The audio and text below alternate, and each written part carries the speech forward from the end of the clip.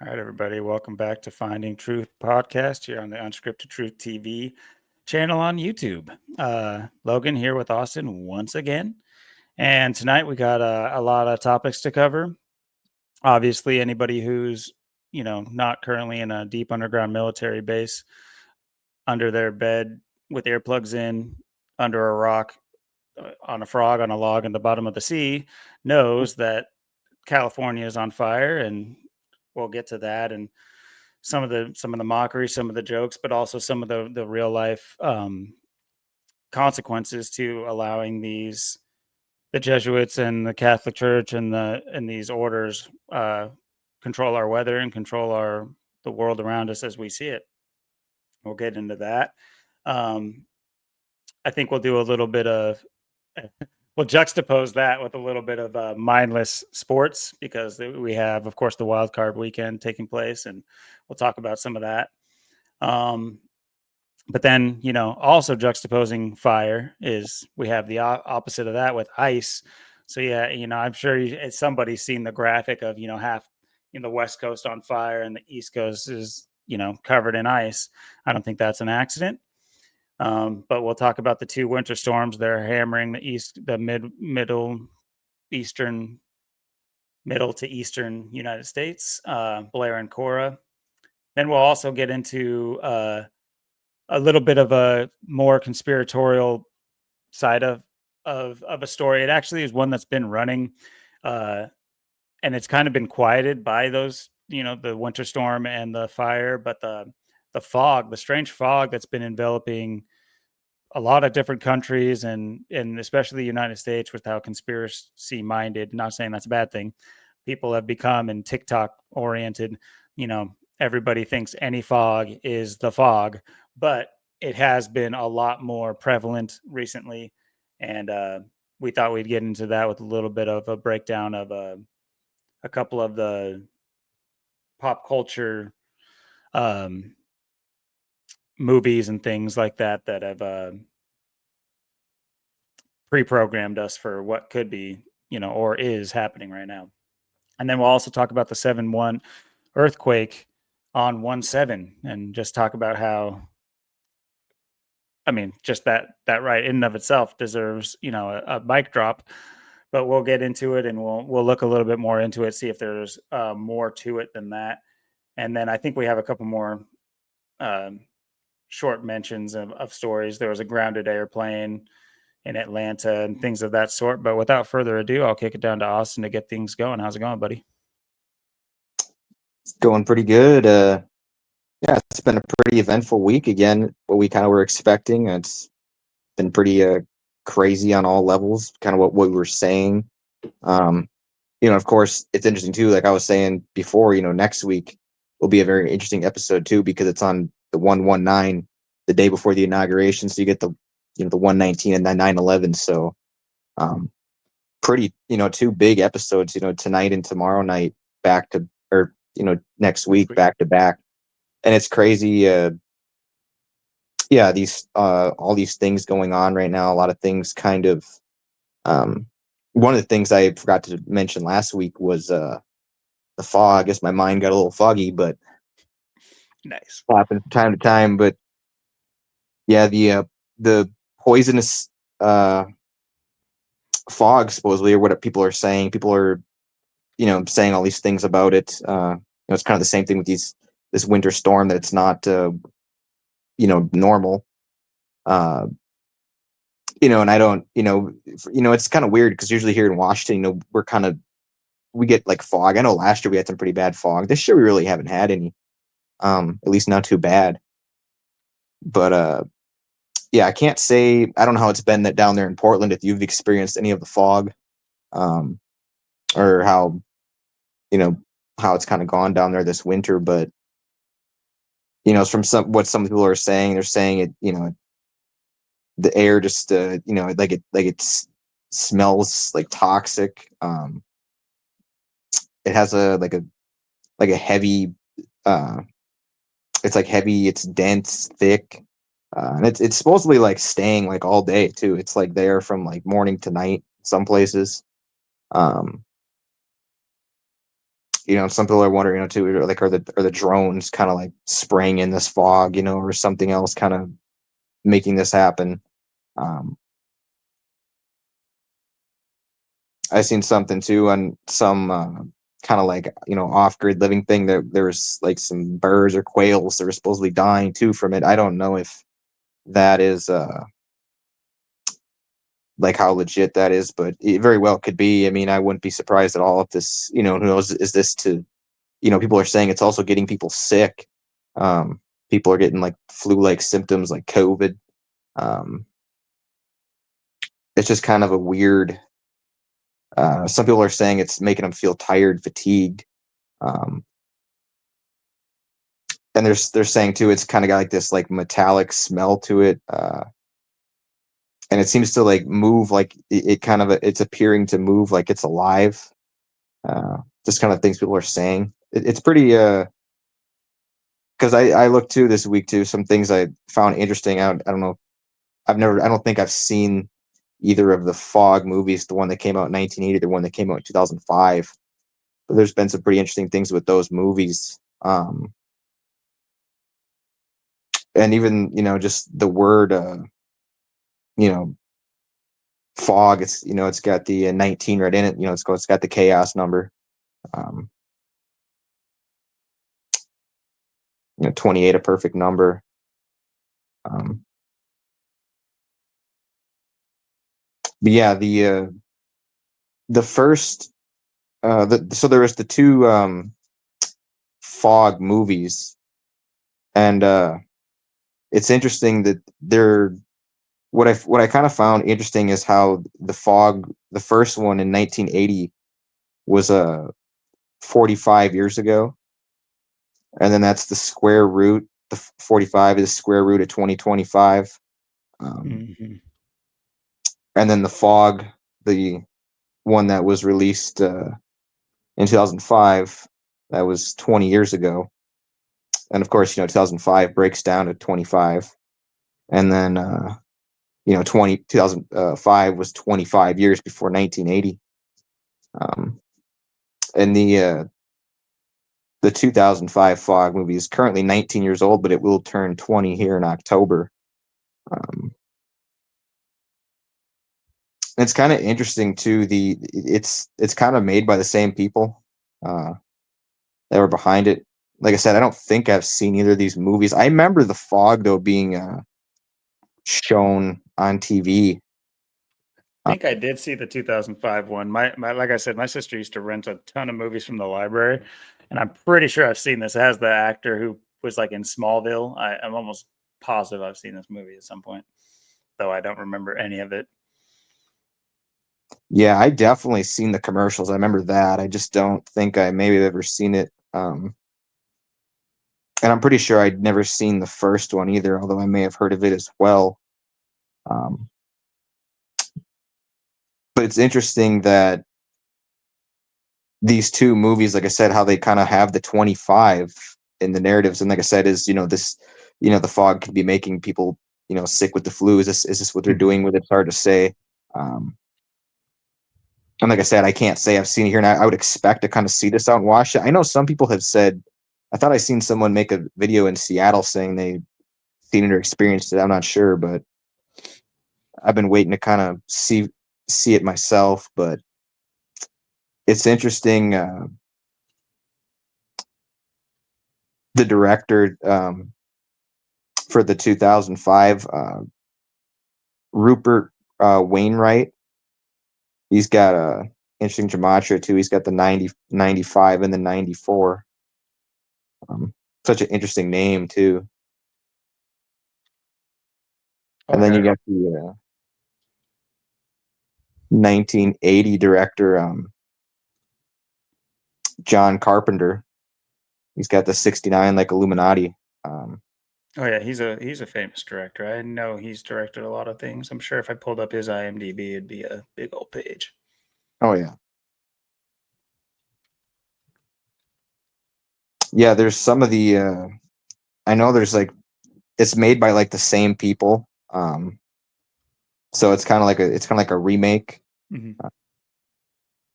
but it's pretty interesting. The some of the main people, um, especially like in the 1980 Fogcast, they have some of them have some interesting gematria.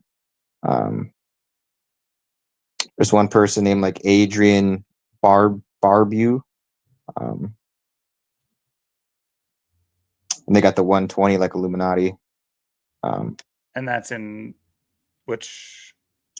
it's in the 1981.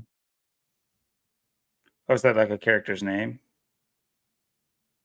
I think that's I think it's like the actual. It might be the actual person's name, but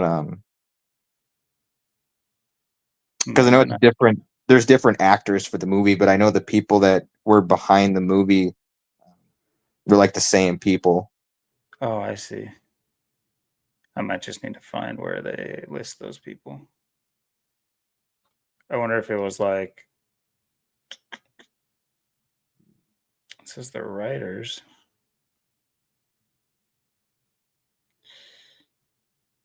I wonder here if Father Malone was a Jesuit priest.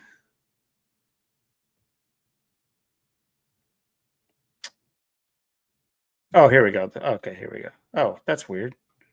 Did I just skip? Oh, I skipped her name right there. Oh my goodness, my bad, dude. That's what I was wondering. Yeah, I've seen her in in other things too.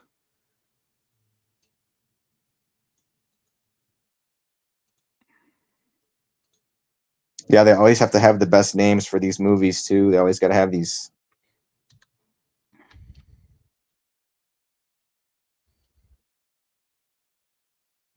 Got the 66 match in the director. Yeah, 69, 96 reflection. her first name equals 47. Yeah, I saw that. What's their surname? She's got the middle name of Joe, and then Joe equals 25, which is kind of interesting. It also equals 7, 29, and 11.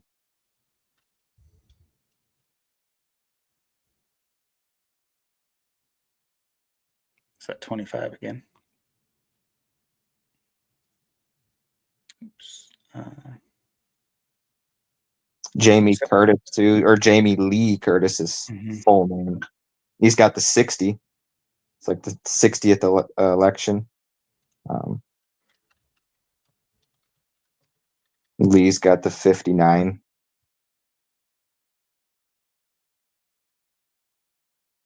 Jamie, of course, got that big 38, like death. Wouldn't be surprised Yeah, if he dies or something with him and death in the movie. couple of matches with murder there, and And think of Curtis has how got she's in the Halloween franchise. yeah. So no, it makes sense that murder is attached to her name.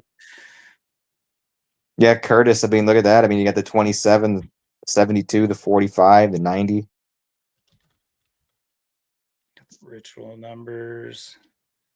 It's so interesting too how many times you get all four ciphers that get that 9 in there that add to 9. I always think that's so Yeah. interesting.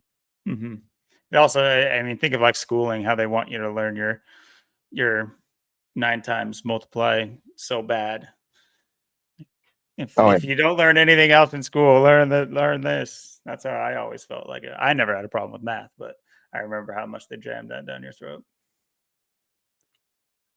Which not I'm not trying to knock it. If you do learn your nines, it makes everything easier. That is just a oh yeah. fact. It's just a fact. If you know how to do just nines, you can always just figure out what's bigger and smaller in between them.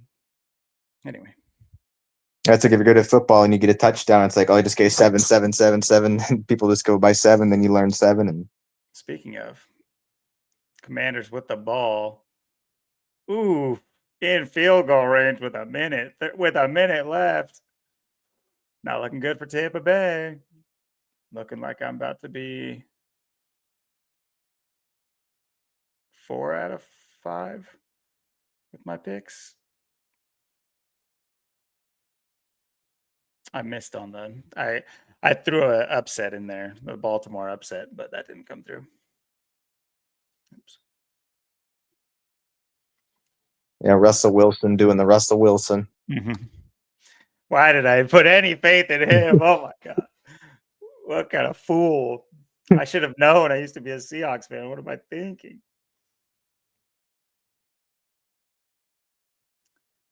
Yeah, Uh, Jordan Love didn't look too good either, but and they'll be crazy. able to explain it away from that injury last week or whatever. Right. That's what I was thinking. Yeah, that was a great point. I do want to see here real quick if they have like a little synopsis on who this guy is. John Houseman too. That's a really interesting name. John Houseman. He's got the 55 like Satan.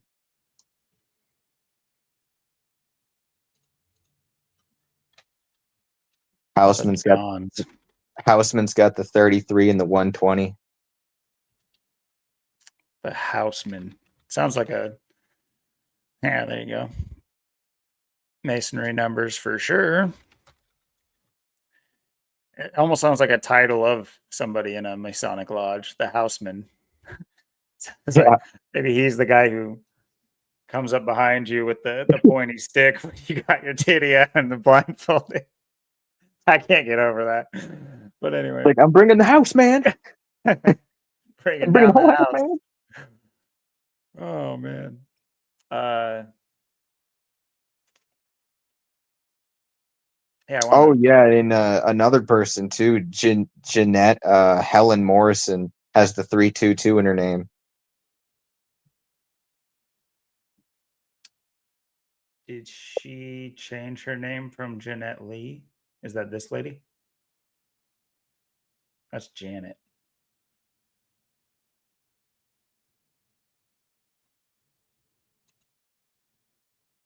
Yeah, some people have multiple names. And you said her name was what? Um, I think it's Jeanette Helene Morrison. I don't know why her name's not popping.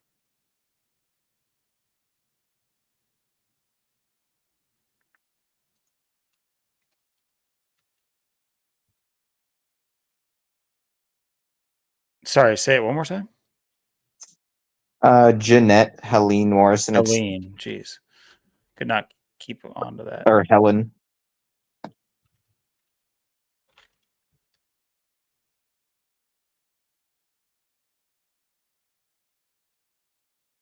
Yeah.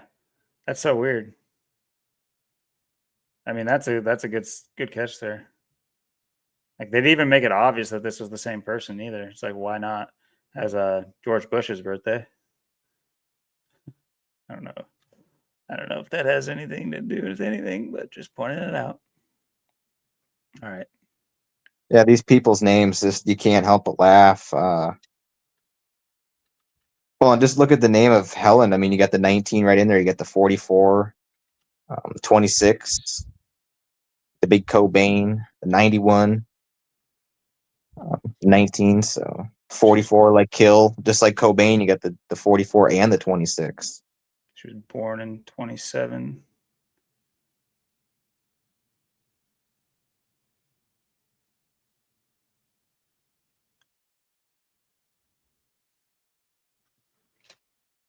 Jeanette's got the, and then Jeanette's got the 26 as well in the same cipher. It's pretty interesting, and the 46 like Sacrifice. Yeah, there's a big 322. It's a good one. I wonder. Let me see real quick, just because Morrison's such a famous name. Yeah, Morrison's got the 121, the 95. And then if you just put it Jeanette Morrison, you get 201 in the English ordinal. Wait. Oh, that's Jamie Lee Curtis's mom?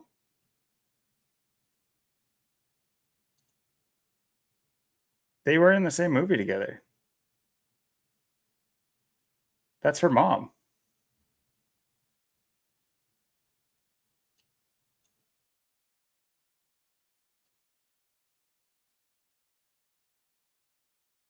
Interesting. More you know. Oh I yeah. wonder what movie this was for Jamie Lee Curtis. Let's really quickly, just because I want that for my own to see what they were kind of doing at the start of these, because I understand that witches and covens are a real thing, and I don't want to see this. Okay, whatever. I'll just get out of this. Let's see.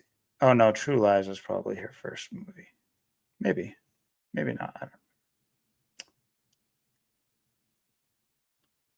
Is this how you do it? Just all the way down? Okay.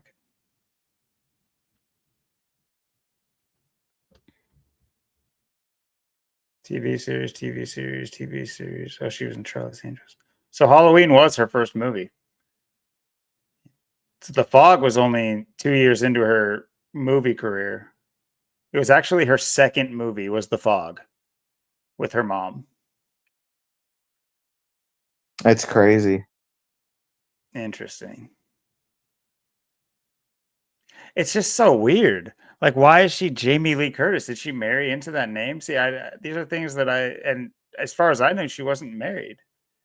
Just from my perspective, I didn't know she was married.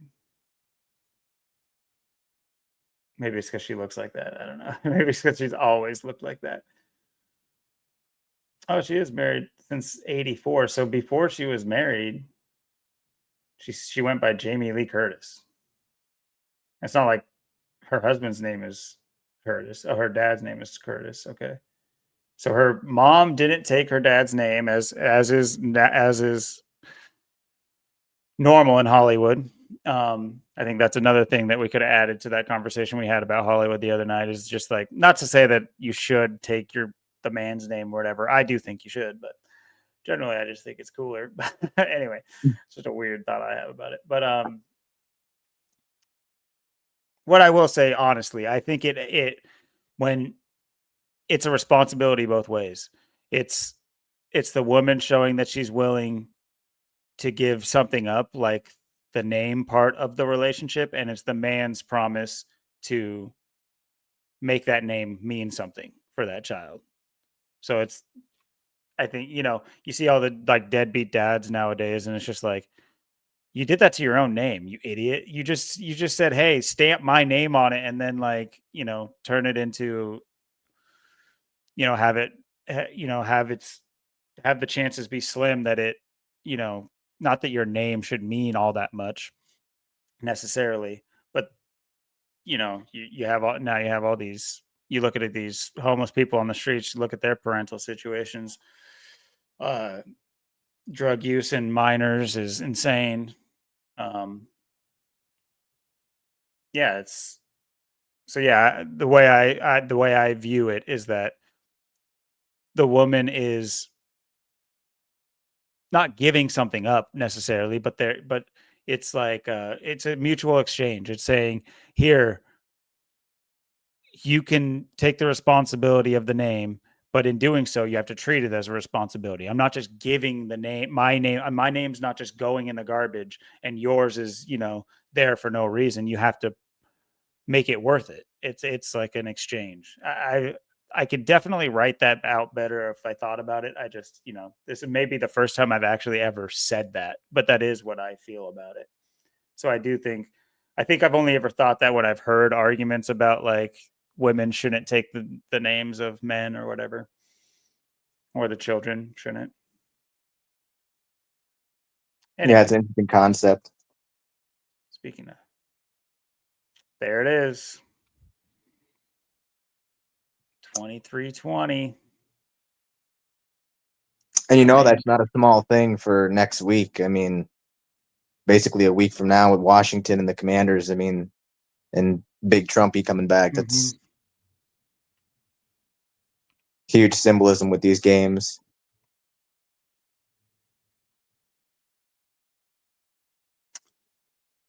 Yes, sir. You think about these things too, and it's kind of like when one thing you can at least, I know we're kind of veering off from the fog here. Sorry. Maybe we will say that we're not veering off because a lot of times pirates emerge out of the fog. So Oh yeah, no, we're still on subject here. No, but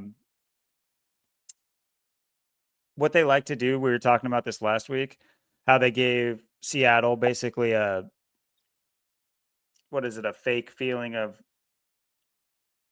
what's a constant man, what's that consolation prize. They were like, "Oh, you guys didn't make the playoffs, but you should have. If this rule wasn't like this, you guys would have made it. You guys had a great season." And even Geno Smith got a bunch more money than because of he did something with his contract. And hey, your kicker did something crazy. That's a lot to think about. Thanks for the thousands of dollars this year, guys. Bye. See you later. Um, you see that in these early rounds of the playoffs, they love doing this.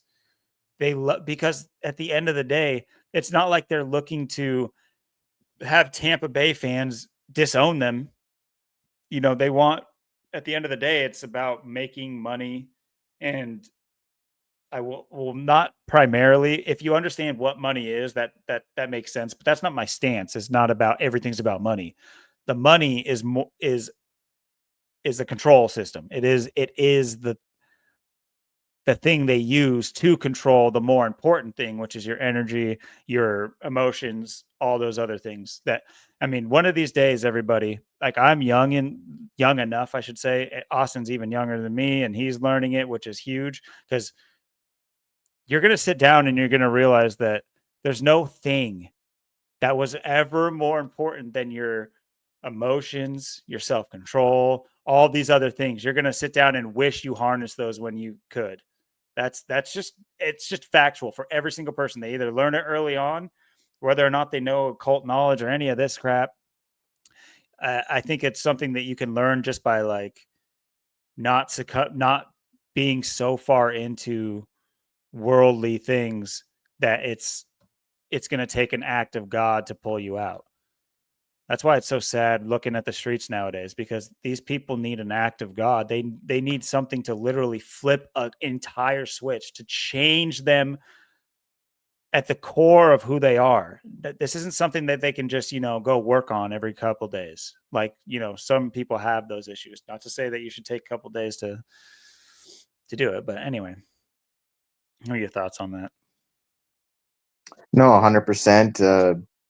I mean, you bring up a great point. It's looking at people, and it's looking around at people too. Like, just look at this week, too. Just the things I see. It's just um, how bad society's decaying, and then you just look at these other people. There's some people you look at them, like I said, you don't even know what they are. I mean, you just don't know. Is people just look lost? I mean, most people to me, they just look completely lost. I mean, today or this week, I saw there was this one. I couldn't tell what it was, if it was a guy or a girl. It was at the gym, but I couldn't even tell what it was at all. It just seemed like it was like this 50-50 split. But to me, it just, whatever it was, just looked completely lost and like out of place. Like, and then, like I said, you look at the poverty and just you know how bad things are, and it's just and then with all these situations, with like the all this stuff going on right now and all these disasters and everything, it's also making you know people that are having a hard time or they're not in a good spot even worse, because this is messing up their lives, whether it's um the fires or the winter storms or the fog or whatever is getting them earthquakes. But this, we're in such a pivotal moment right now, and it's like I said, it has, as big as this week was, I mean, I expect a massive week coming up with these ridiculous stories. I mean, who knows what they're, and like I said, I think like a week from now, on 119 9/11, that to me, that's a day I always have circled.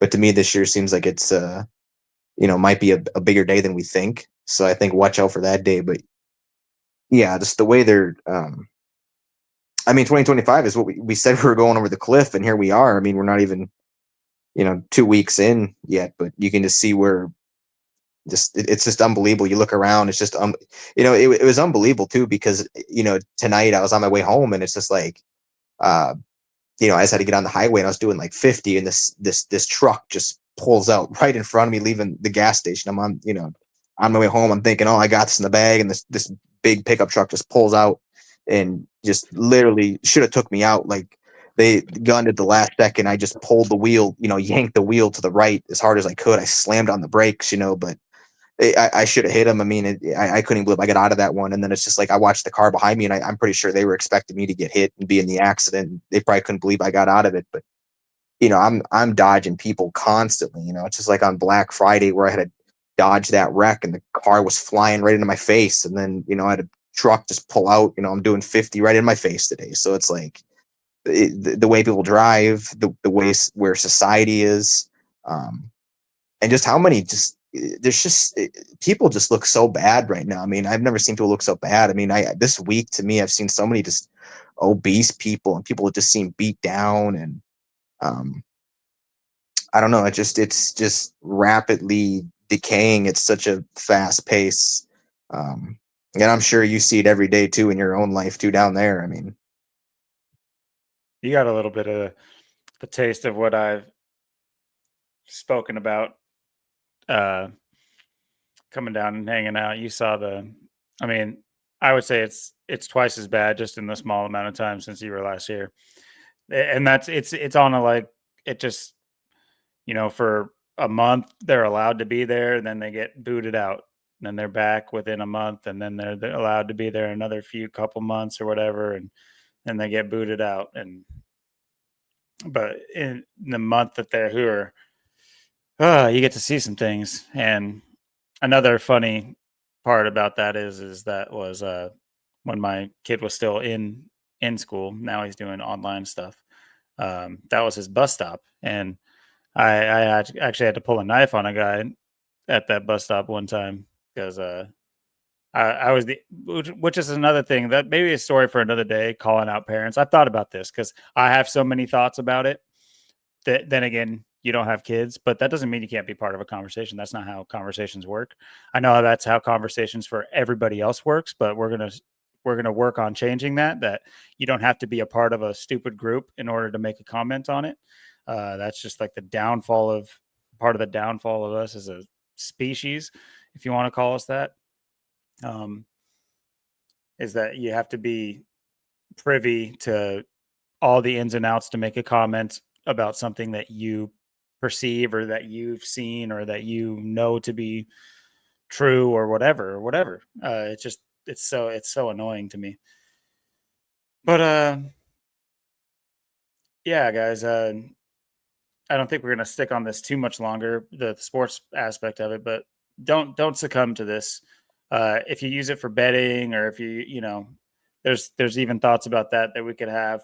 I'm not gonna sit here and say I disagree or anything.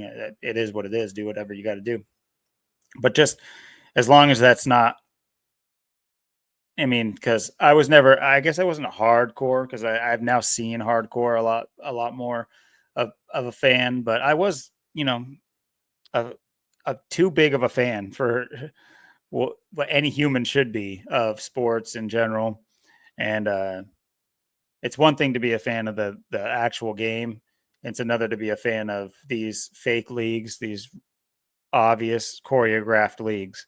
It's like, guys, go watch a high school football game, which I say that with with a grain of salt because I think there's a lot of high schools that are participating in this same type of system. Story for another day. But I'm just saying, like, look at how they play. Look at how the average person plays. It is not scripted. You anyway. Without getting too long winded. Unless you had anything else to talk about with the game now that we see it's over.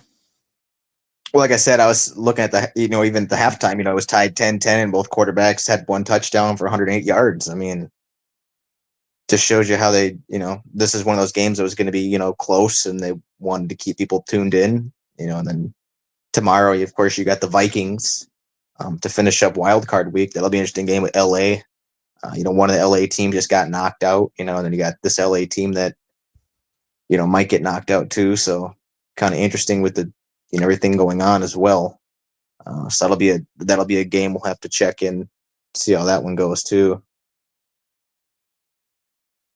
Absolutely. And And Minnesota too, it's perfect because you got the 38, so you got LA and the 38 coming together, so it's kind of big right there too. it's also what's interesting is too, real quick. uh, Where do they play? Where's this wild card taking place? Oh, in Los Angeles? Like, okay, I mentioned this earlier. You have, the winding down of the college, um, I guess playoffs. You're getting to that point. You have big games happening. You have,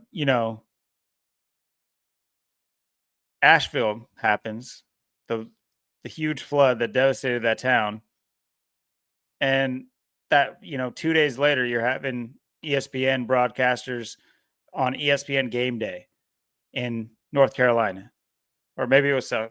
I don't think it was South Carolina. I think it was North Carolina for Game Day, and it's just like, let's just get everybody down here drunk and yelling and screaming and give us all your energy. Don't pay attention to that town up in the mountains that's, you know, can probably see us from where they are, and just be like, help. But it's just amazing to me that the dichotomy. It's just, just like in Rio, the Olympics come to town and in these slum hellholes, they're just like, oh, well, just build a wall and arrest anybody that tries to, litter around the Olympics. And so we can go do our satanic little shows, even though I thought it was about athletic stuff. But no, I didn't think it was that's what it was about. But still, um, it just gives off that same idea. It's like you have LA in ruin right now, according to all sources, but they got a playoff game. So Yeah. what are you gonna? It's a week from now. We got it. It's fine. I'm sure the stadium's just fine. I'm sure that all those fire hydrants are working double time. Yeah, you got one LA team down, one LA team to go. It's like, come on, Mhm. LA. We can come together for this. We got this. And then, well, maybe we can frame a narrative here, because I was thinking along those lines. What I was thinking was how funny. I mean, because that's just how it is. Like how funny that they, this could have been an early game, and then maybe there's been, because first of all, it's a playoff game, right? Not everybody in LA is. That's not how that. Anybody who doesn't know, that's not how the NFL works. They like to get travel to their city. So there's incentives to have not just LA fans in your stadium. That's how all things work. Actually, all stadiums work that way. Yes, they want their fan base, their local fan base. That is like the foundation of their money scheme, but it's always to drive more commerce, more people coming through and checking out their venue. And you know, think about Yankee Stadium. You know how many people go there that don't give a crap about baseball because it's iconic. It's like, Fenway Park, all the, the Orioles Park. The, it's like an iconic thing. Um, so keep that in mind, that it's just hilarious that it's just like, yeah, just keep it going. But it's just, you know, by tomorrow, I mean, will they just not even see the smoke? Are they just not even going to mention it tomorrow? What is Right. the broadcast going to be like tomorrow? How are they going to sit there and say, "Yeah, we should have tens of thousands of people in these seats"? Yeah, they should have gave us, thousands of dollars for their tickets and for their beer and hot dogs. There's nothing going on right outside. Yeah. It's just like, I don't. Or are they going to? Maybe they'll make it a big deal. Maybe they say, "Oh, the players are too precious. They can't breathe. There's too many. They They'll have to can't wear breathe." masks and run around. Yeah. That is the Vikings. That is Minnesota. It's interesting. Can't breathe, huh? Yeah. Don't be surprised if they get smoked out tomorrow. But anyway, they already got those Santa Ana winds or whatever they call Yeah. them. Yeah, but it's just a joke to me. This whole thing is just a joke that this games need to be played, and It's like reporting from beautiful downtown LA. Sorry, it's yeah, it's just engulfed like, in flames. Still beautiful, isn't it? maybe we'll get one of those real cameramen that happen in sports every once in a while, which I still think is contrived. But sometimes, it's like you can tell that, or not you can tell, but it's like they make it seem like the cameraman wasn't supposed to show that. You know what I mean? Yeah, it's like the whole broadcast is gonna be green screen. They'll have to green screen the whole thing. Yeah, but yeah, it's kind of yeah, it's just interesting. It's interesting. What I was gonna say is for people to wake up. It's just like, what are the odds that all this is happening, but their schedule works out perfectly? That this fire is probably not going to interrupt an NFL playoff game. Like that, just in and of itself. I know they've postponed things, and those are, those are games that have close to 100 games in the regular season. That you can make more of an argument for them allowing them to postpone. Funnily enough, when I was watching does DeMar Hamlin still play for the Bills? I don't want to misspeak now. Yeah, Probably missed. I was thinking of that too because I was thinking about the Bills. Like with Trump and the economic collapse. The collapse of the Bills. Left this, the That's what Bills they are were very talking about the year that happened, and yeah they didn't do it for nothing. right. Yeah, and we all know. I mean, it's only going to get worse. You're going to know nothing to be happy, and this is why. These things are just going to keep crippling us, and people aren't going to call them out. They ain't going to know about it. They're not going to stop it. It's just going to keep happening, and then yeah, you're going to own nothing and be happy. I mean, they're just chipping away. I mean, every one of these things they do is just chipping away.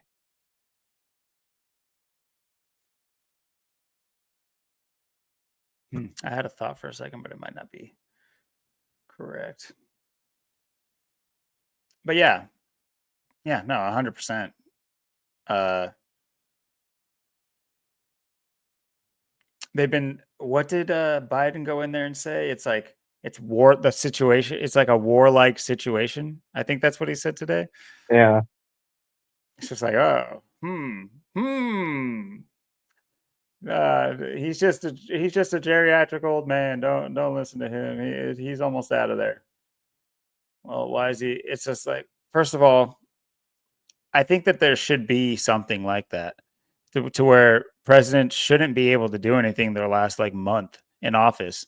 It's like if something were to happen, they're there, but it's not like they ever were strictly um damage control. It's like it's not like their say on these types of things anyway. Maybe for a, and of course I'm speaking as if these systems are the way they say they are, but for him to make a statement on it and to call it a warlike situation. Let me see. Let me just, so in case we don't go back to it, warlike, or let's see, Biden comments.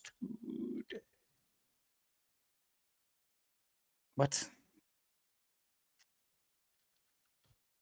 Uh,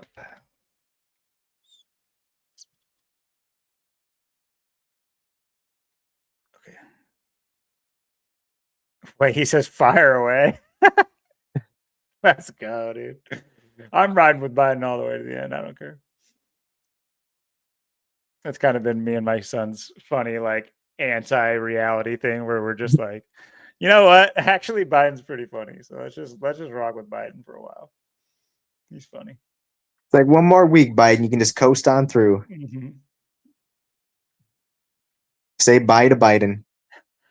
Wow. He mentions that he has a family member giving birth at the same time. Guys, we need to wake up to these rituals. We need to understand that this has been going on since time immemorial. This is what they do. There's a sacrifice for the royalty. This is how it works. Man, this is like, who knew this? Let's see. Granddaughter, a 10 pound, like the idea that he would say this too, like he can't even barely say a coherent sentence when it comes to his job, but he knows exactly. Like, I don't even, to be honest, I don't remember the weight of my kids when they were born. I know my son was huge though, but a 10-pound, 4-ounce baby girl. That's a huge baby. Oh yeah. Oh, he misspoke too. Never mind. He misspoke. He called it a baby girl, but it's a boy. maybe he didn't misspeak. Yeah. Maybe the plan for it. Maybe it's a girl growing up, a boy growing up until it becomes a girl. Maybe this is going to be the vice president when the president dies. Will be Joe Biden's transgender daughter, son, granddaughter, son. So I'm going to remember this day for a lot of the wrong reasons. But anyway, who needs to hear that? Oh, anyway, this is so funny.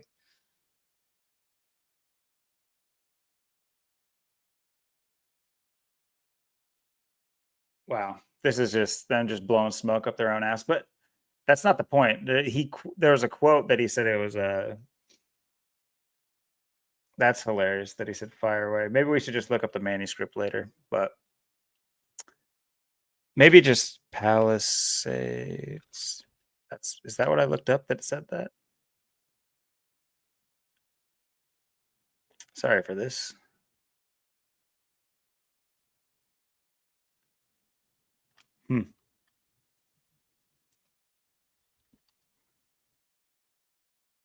Man, just making me a liar.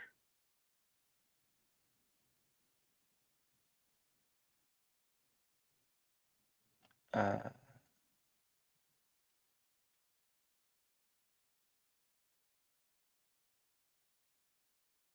that's so weird. Likens Los Angeles to war scene, but that's not the quote he said. He said warlike situation or something like that. Anyway, okay. At least I'm not. I guess we can trust TRT World. So they got my back. Anyway, TRT. but that was quite a long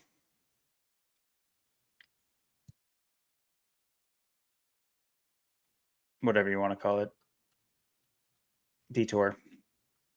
Back to the fog, which also plays into the drone. I mean, United States of Amnesia. Hello, Luigi. Who can we that? I mean, I haven't heard this fool's name in 2 or 3 weeks. Are we really doing this? Is this how we just live? Is this? I can't believe it. I was talking to my kid about it, and it's crazy. Kids retain this stuff. That's the scary part that you don't understand. All these adults just don't remember all this stuff. My kid remembers all of it. Almost like they want the kids to remember all of it because they know they will more than an adult will that has all these other things running around in their mind. They're imprinting this stuff in the kids so early. Adrian remembers, Travis Scott concert. He remembers all these big headlines that were, that were taking place, not even just because I, inform him of them because I look into these things as a, but, he knows of them and he remembers them.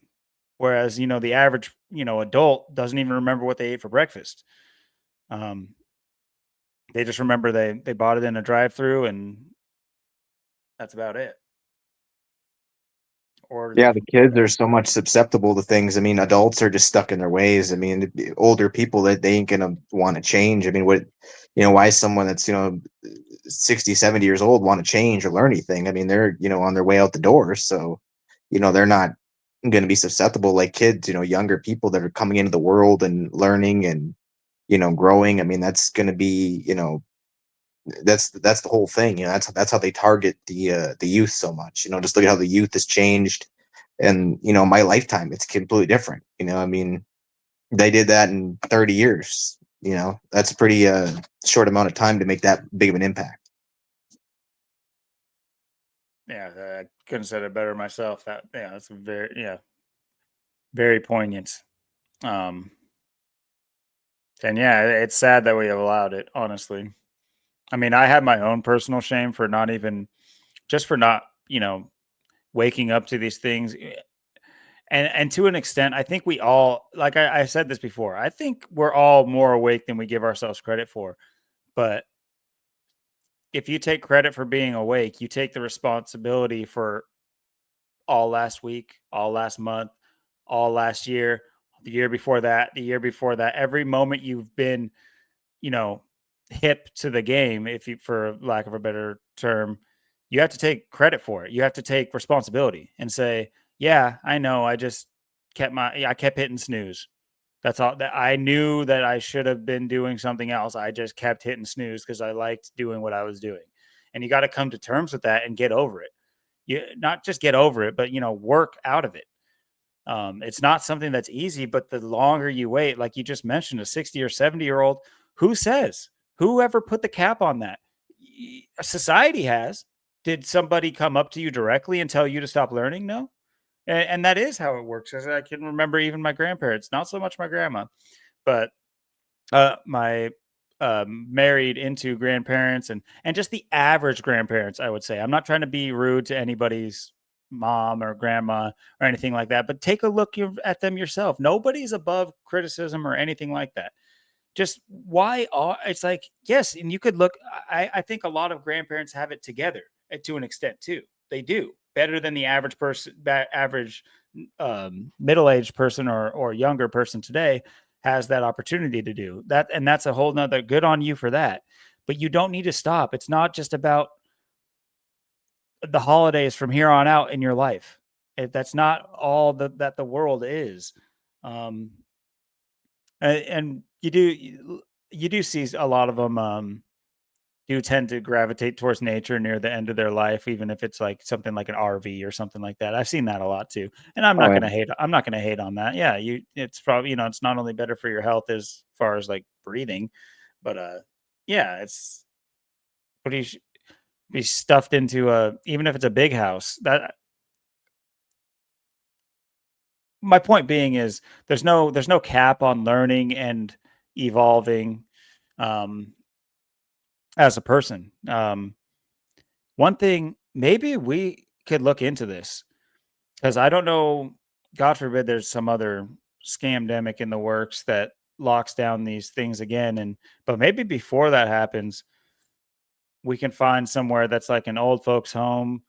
Because what I want to do is at least try to document the process of trying to just go talk to strangers that are institutionalized in some way, not criminals, but like an old folks' home and just go like, would you like to talk today to me? Do you want to talk about anything? What's up? What do you want to talk about?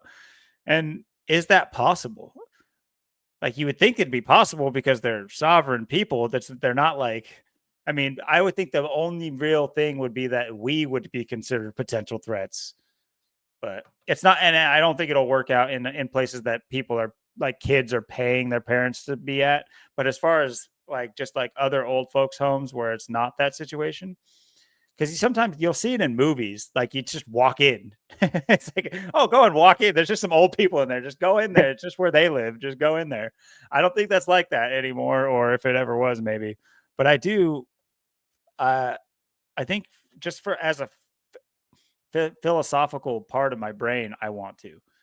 I want to see how much dichotomy there is, and also I want to give people closer to the light. Let's put it a chance to get whatever off their chest. Who cares? It's I can only imagine if I was old and nobody ever wanted to talk to me.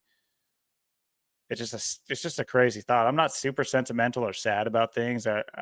It's very likely that it's potentially likely that they put themselves in a position that nobody really wants to talk to them. Potentially, I'm saying this fake person I'm talking about, but I also know just how much the life engulfs the younger generations to stay separated from their older generations. And I think about this even with my mom and my grandma before she passed.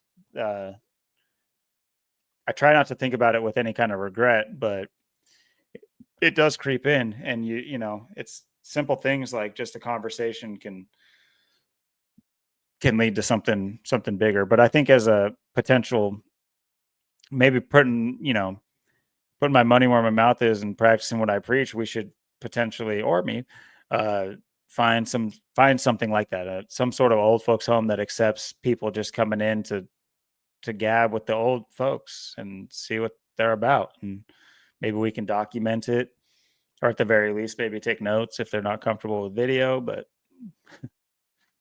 anyway, I think that'd Yeah. be cool. Yeah, I mean, because I mean, for me personally, I mean, I never want to end up in a nursing home or anything. It's like I could never be. I know for sure I never want to be blind or paralyzed or in a nursing home or anything. I want to.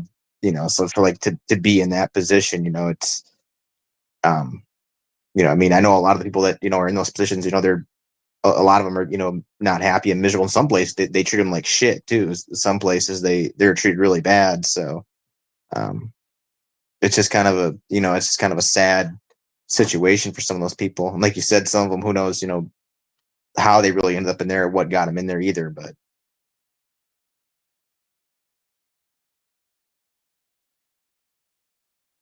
Yeah, just that's something to look into. If anybody has any information on, or if they know anything about that, might be a rare thing for anybody to know about. But who knows?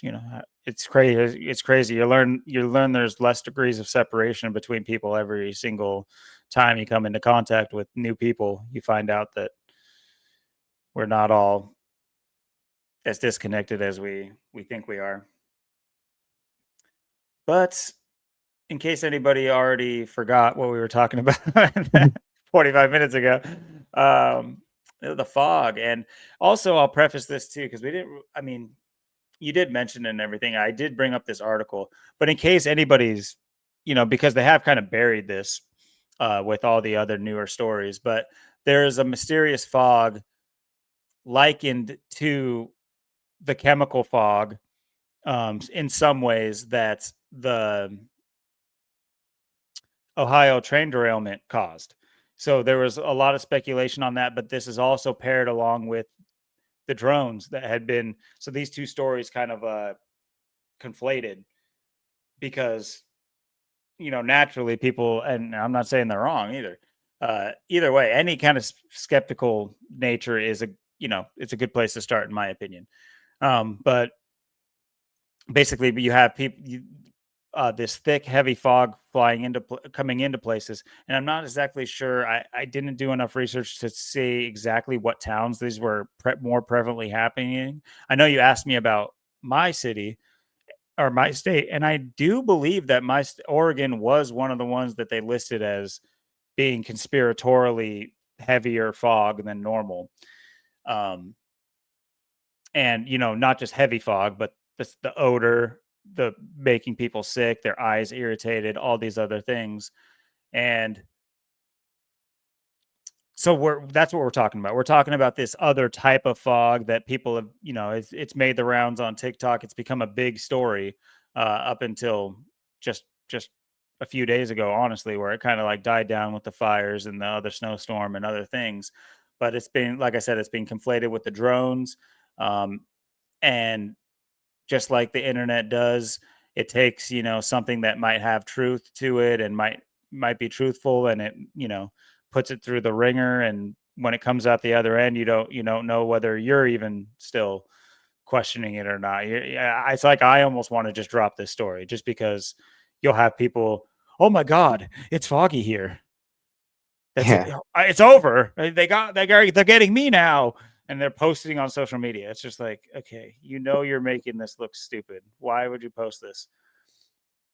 But one more quick point, and then I'll let you get back to what we were talking about.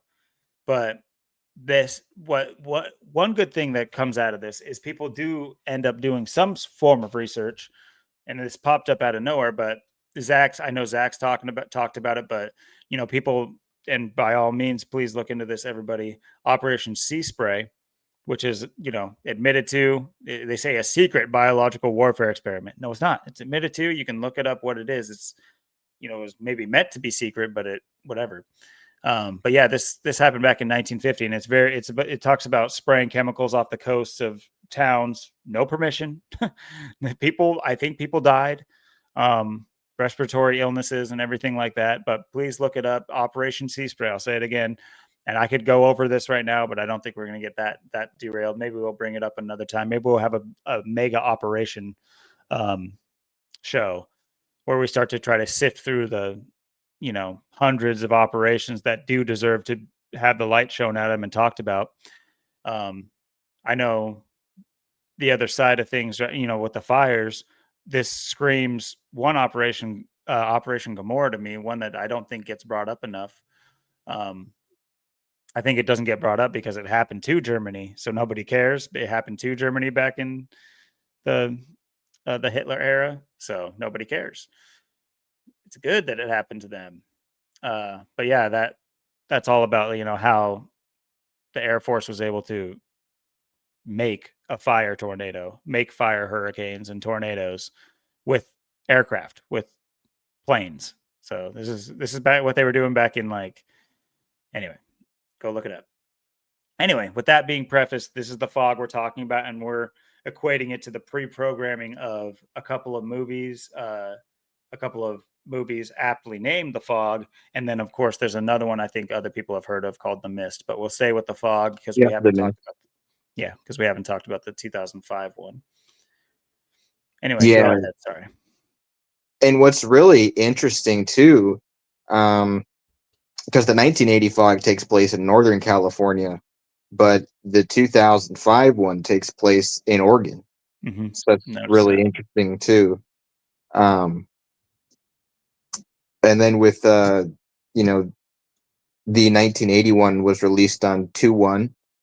So you got 21 there, the Jesuit, and then you get the other one, the 2005 one released on 10/14, so October, so 2 weeks for Halloween. It's kind of Mm-hmm. interesting. The the screenplay person, Cooper Lane, he's kind of interesting. Jamaj, he's got the 57, the 51, like conspiracy. Of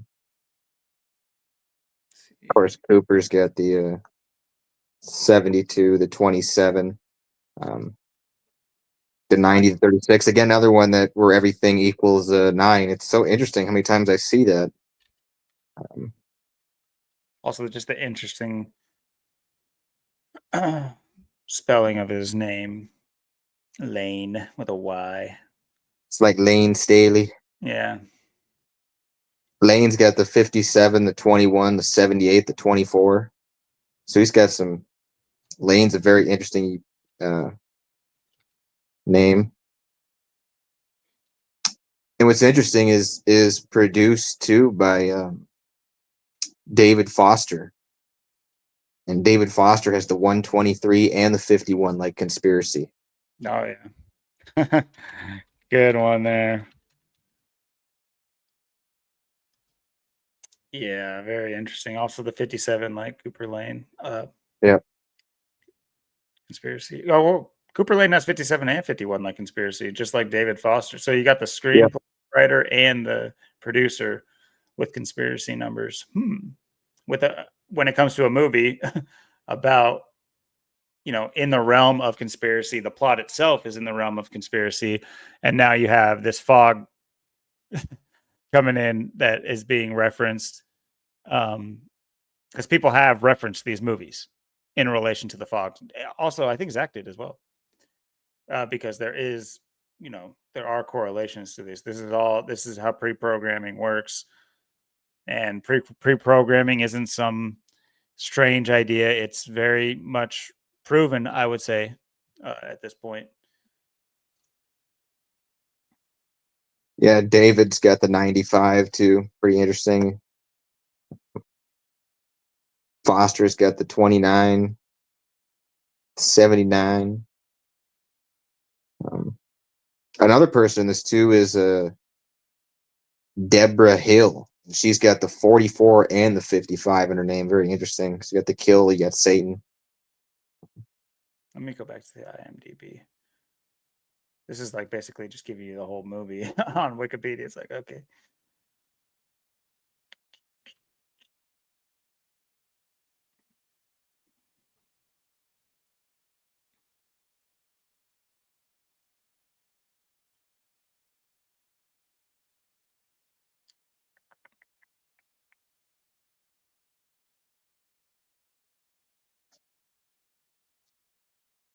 You said that Deborah?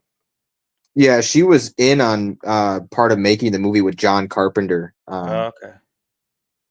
Yeah, she's like I said, it's like the same people that were behind both these movies. That's why it's really Mhm. interesting. But Deborah's got the 21, the 33. Uh, I hate that name. this always sounds like a bad name. Hill too, just Hill. Deborah spelled R-A-H? D-E and then bra. Okay. Debra. Debra the zebra. And then you got like I said, John Carpenter. We've went over him already because he's in both these. Yeah, and these are just all people like that are kind of like into making the movie that I named. And they got the main stars um, that are kind of in on it.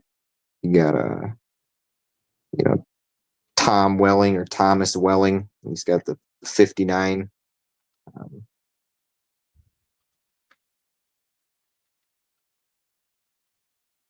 Thomas too is kind of interesting. It's got the 86. Tom is the 48, 33, depending how you write his name.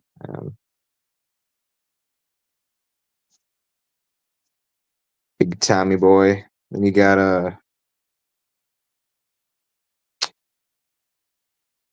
another person too, Margaret Grace Denning. It's a pretty interesting person. Uh, And Margaret Denning's got the 122, the 68. was she involved in the making of it? I think she's one of the main people in the movie. Oh, she goes by Maggie Grace. I forgot Maggie is a Margaret. So, interestingly enough, you have this happening in both movies where one of the lead actresses uses anyway, it's Hollywood, so we'll just say it's Hollywood, whatever. They just do it that way. Yeah, Margaret's interesting. It's got that 83, 38. There's always got to be somebody that's got that 38 in there. So probably someone that Wow. dies or declared the death in the movie.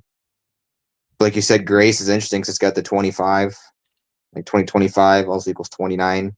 And it was Denning. How do you spell that? Like Denning? Yeah, Hmm. it's got the 39.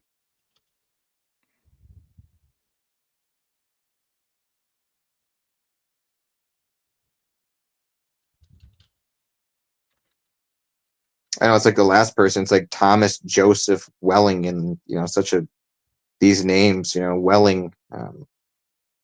It's weird names, but Well, all these things are biblical. I've been noticing just biblical right. name after biblical name. Uh,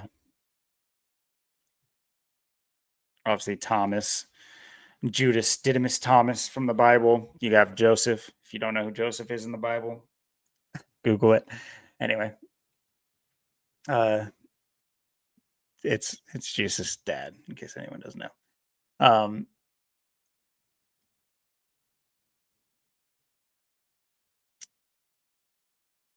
but obviously John, David,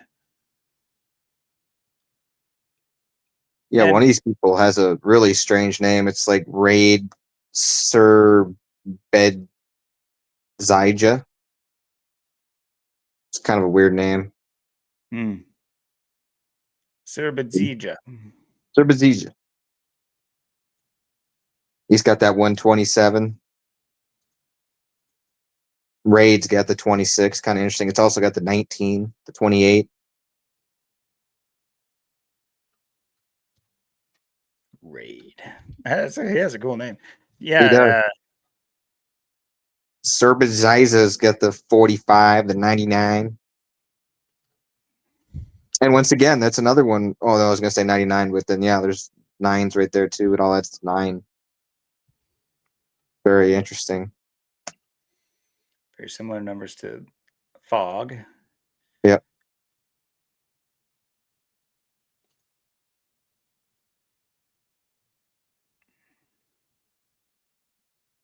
And what's really interesting, too, one of the people's names, and this is the other person's name, too, one of the main people, Selma Blair Beitner.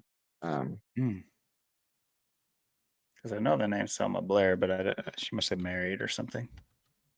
Beitner's got the 44, like kill, where It's she weird to died. come across. I haven't heard the word Blair in probably more than a decade. So just to hear it Right. twice today is just like, okay, you notice things like that. She also got the 38, just her normal actress name, 38.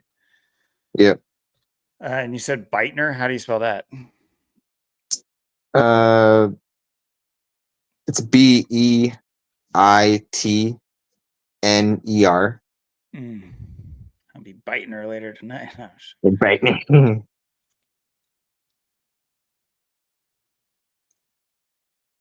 Yeah, like you said, Selma Blair's got the 38.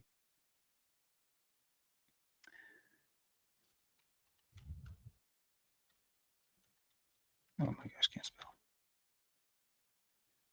Chaos in the fog with raid.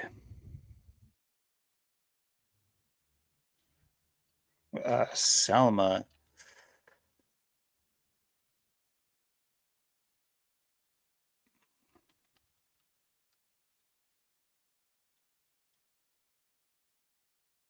Peaceful.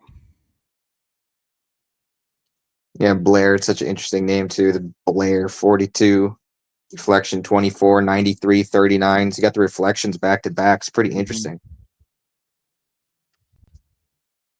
Of course, Selma's the big 50.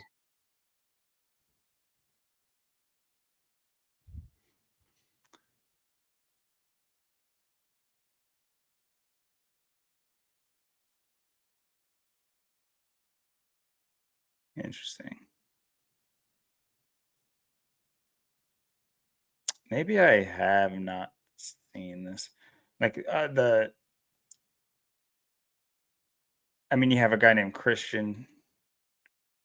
Uh, you look on like, I mean, maybe it's just an extremely popular name. I'll just give it up. Sarah, Mary. Okay, maybe I'm back. No, I'm back. There's a lot of biblical names. Um,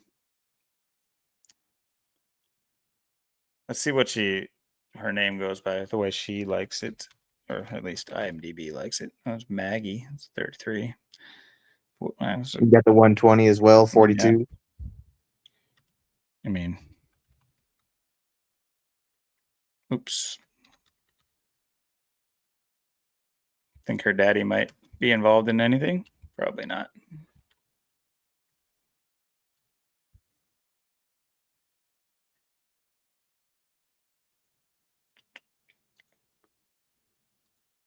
Interesting. Yeah, like I said, I'm pretty sure I saw this. I just, man. Yeah, I can't remember if I've seen it either, honestly. Maybe this is the cheesy movie of the week. We gotta take time to. uh, I hate movies nowadays. I mean, I hate the idea and concept and all that stuff about movies, but I do get a little bit of enjoyment out of just some movies, like some movies that try hard enough to where it gives me any kind of validation at being right, like I almost all the ways am. I'm not trying to be cocky at all. The only I tell people on mass, and I'll tell them right now, like it's all obviously scripted. Obviously they're movies, but what I'm saying is there are plot points and there's things that if you know, like I can't imagine anyone who works in Hollywood can enjoy a movie. They know that all movies are structured the same. They know that because they do it and they work with it. So I can't imagine they like enjoy Hollywood movies and are like, "Oh my god, what's going to happen?" No, it's they know how it's going to happen because foreshadowing, because the same prompts in writing is, these things are written. They're screenplays, they're movies, they're scripts. The same thing plays out. So once you understand that and you are able to see the foreshadow and see how, you know, you'll be able to see, the bad guy when he was before he was the bad guy. You're going to be able to see the ending because of something they did early on in the movie that showed you the ending. They do that in every movie, especially movies that are supposed to be big twist movies. They're not twisted. If you know what happens, if you pay attention to the beginning, you know the end. And that happens so often. But I will, there's a couple of movies that were fun to pick apart, and I was still right about them. But there's a couple of like magician movies that came out back to back in the day. One called The Prestige, and the other one called The Illusionist. Those were like meant to be twisty movies because they were about magicians and you're not supposed to reveal your tricks. Well, I guess they're bad magicians. I guess if I was alive in those times, I would have been, I would have been either tossed out of the casino for counting cards, or I'd have been calling them out. I'd have been saying, "I know your trick," and ruining their whole show because those movies. Yes, there are. I got the plot points and I guessed them correctly and knew what was happening before it was shown to me. But at least there was some vindication because they weren't obvious. They did a good job at like telling a story as well as that. And I'm not here to laud and applaud movies. I don't like them, and you shouldn't either, especially if you're spending money on them, including streaming services. But that's just where we're at as a society. Lots of things to work through before we get back to the golden plains of milk and honey. I don't know. I don't know what I'm talking about.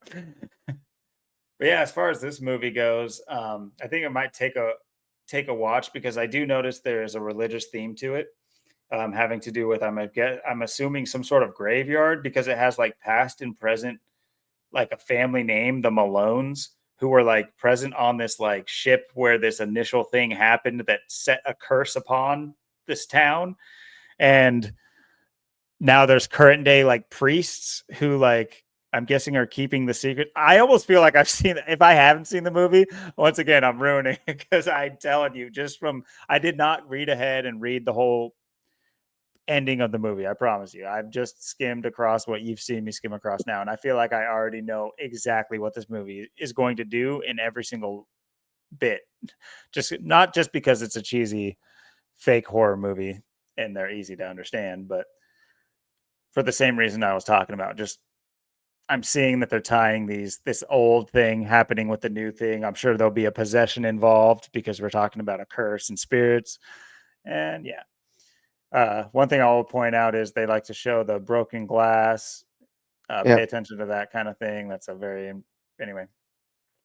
Anyway, maybe that'd be a little, especially if maybe the fog persists. Maybe the fog makes a comeback after these other things die off a little bit. And it's kind of it's like a supernatural, like you said, where it's kind of like The Ring in a way, Mm-hmm. and it came out the same year as Ring 2. And it's in Oregon. Yeah. Off the coast, right where the Yep. Ring 2 was filmed. Yep. Or part of the Ring, I mean. And The Ring came out October 18th. This came out October 14th. So 4 days before, 4 days in between. Go figure. You got to have that 4 right there. 4 days. Yeah, it's not 7 days this time. It's 4 days. She's getting impatient. Yeah. Giving you half the time now. There was no good way to split up a week. All right, I didn't want to do 3.5 days. It's tacky. It doesn't sound right. It's a busy week for me. Come on, 4 days. Leave it at that. So look at that fog rolling in. Man, these movies were cheesy. But I mean, movies are cheesy now. That's what people. I bet that there's a lot of people that probably would enjoy older movies more than they could ever enjoy new movies nowadays. Like I said, the few times I have watched movies in recent times, I spend an hour scrolling. I can't find a single thing that even seems potentially watchable. I ended up settling just because I wanted to hang. And this is part of just society, how it sucks. It's like me and my girl probably could have found a million better things to do than just sit and just chum and watch a movie. But that's what we chose to do. And it was this terrible movie. It was such a waste of time. I spoiled the entire movie for her within I think 30 minutes into it. I said what his girlfriend was all about. I knew what dude, I spoiled the entire movie for her, and then it just played out, and I just look over at her every time something I said was going to happened. I just look over at her, and I'm just like, it was the most boring movie ever. And at the end of the day, we didn't have fun connecting like in our relationship watching this shitty movie, so I should probably not do that anymore.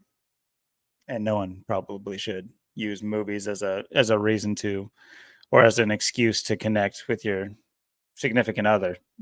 You should probably find something else to do that's more uh Ambunctious. maybe it leads to that, but Yeah. I'm not saying that's what's important. But yeah.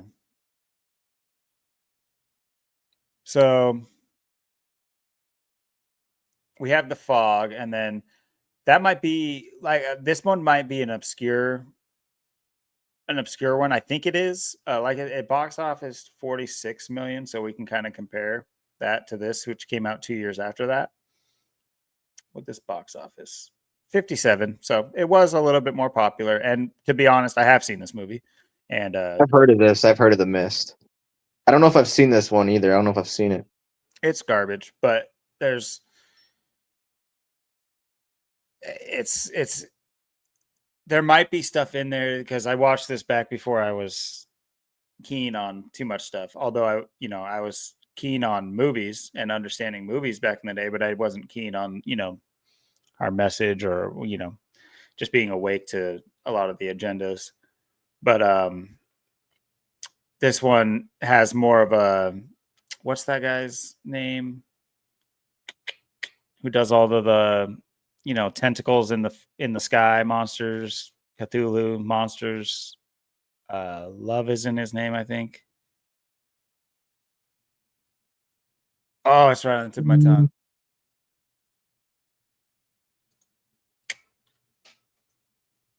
Lovecraft. Okay. Yeah, it's very Lovecraftian is the term. So it's you got it gives you this little one. So spoiler alert. There's crazy monsters out there. But that's the main thing. You don't, and it's. Have you ever heard of that movie? It was one of those like POV movies. Remember when those became really popular? Or all the movies were all. It's kind of in the same vein of Paranormal Activity, where all of a sudden it just became like camera work movies for a while, where like the whole movie is like from the angle of somebody filming all the time. Oh yeah. Those, I mean, Blair Witch did that. It was like, I think it was like 50-50, right? Where like half of the movie was filmed and the other half was POV. They mixed it up. But there was that other movie where there was like aliens. You didn't know they were aliens, but it was kind of similar. I think there was like a mist involved, and I think it was in New York City, but they ended up being aliens. But you didn't. What I'm trying to point out is in that movie too, it's all this like big, just like they're trying to crescendo this really boring activities that they're all doing for like an hour and 15 minutes, and then the last 20 minutes, oh, it was aliens. This was very similar to that. It's like you do find out it's like aliens, but you really don't know what they are or what it's about for like an hour and 15 minutes of the hour and 20 minutes this movie is or whatever. It's like at the very end, you get to actually see these things. You don't see these things the entire movie. They're just in the supermarket dealing with human drama. I don't trust you. No, I don't trust you. I'm religious. I'm not religious. We don't like religion. I love religion. You guys should repent. This is the end days. I'm going to go out there and look at what's going on. Tentacle grabs him up, and then you don't see anything else for an hour. Spoiler alert. Sorry, guys. But Is that like War of the Worlds, or that's kind of like we're something like that too? it's similar in certain ways. Yeah, I mean the themes are similar. But how they go about it is not. This is in this movie. I can give you what the movie's about, and then I can give you my understanding of what these movies are about. This movie, and then we'll talk about in relation to the fog. But this movie, it has to do with what you'll find out about in movies is what they like to do is they like to make a world. So the Truman Show is them showing you what they do in a movie. That's the joke about the Truman Show is that movie is what they do with movies. So they're just putting it in the realm of like this was a real guy, but in reality, Jim Carrey is an actor, and his character was an actor. Anyway, so this world, the world that they create, is this supermarket, and in this world, this enclosed world, that is where like these themes will take place. And I don't know if you noticed this, but it's a big glass facing store. So you best bet your bottom dollar the glass breaks just like it always does. But look, I mean, look at even this. You see how it's like domed? Oh yeah. It's like it's not domed. It's a completely flat building. But do you see how they show you what it is? You know, this is there's I mean, you can watch movies for some fun, I think. Also, it's a Stephen King movie too. That I think that is something we should look up in relation to the fog moving forward after this as well. Is Stephen King's relation with it. But yeah, just keep in mind that in every movie there's maybe not every movie, but in most movies there is a world that the characters exist in. Sometimes it'll be a prison, sometimes it'll be, whatever the theme of the movie is, they differ, but they like to create like a some sort of like small world within the world, or just a world. Um, and that's what this is. And within this world, the themes of our world play out. So there's a religious chick in this movie, and she's all about heaven and hell and end times and everything else. And then there's like an atheist, and then there's um somebody who's willing to do something about it, and then there's the guy who's willing to do something about it but is an idiot. And then so it's like they give you a cross section of humanity within this world, and that's it's mockery. It's always in mockery. It's never to say humans are great. That's never what these movies are about. These movies are never about humans are great, but it shows an apocalyptic event happen to the world. That's what almost all of these movies are about, is a small subsection made into a small world, and this is the apocalypse from their eyes.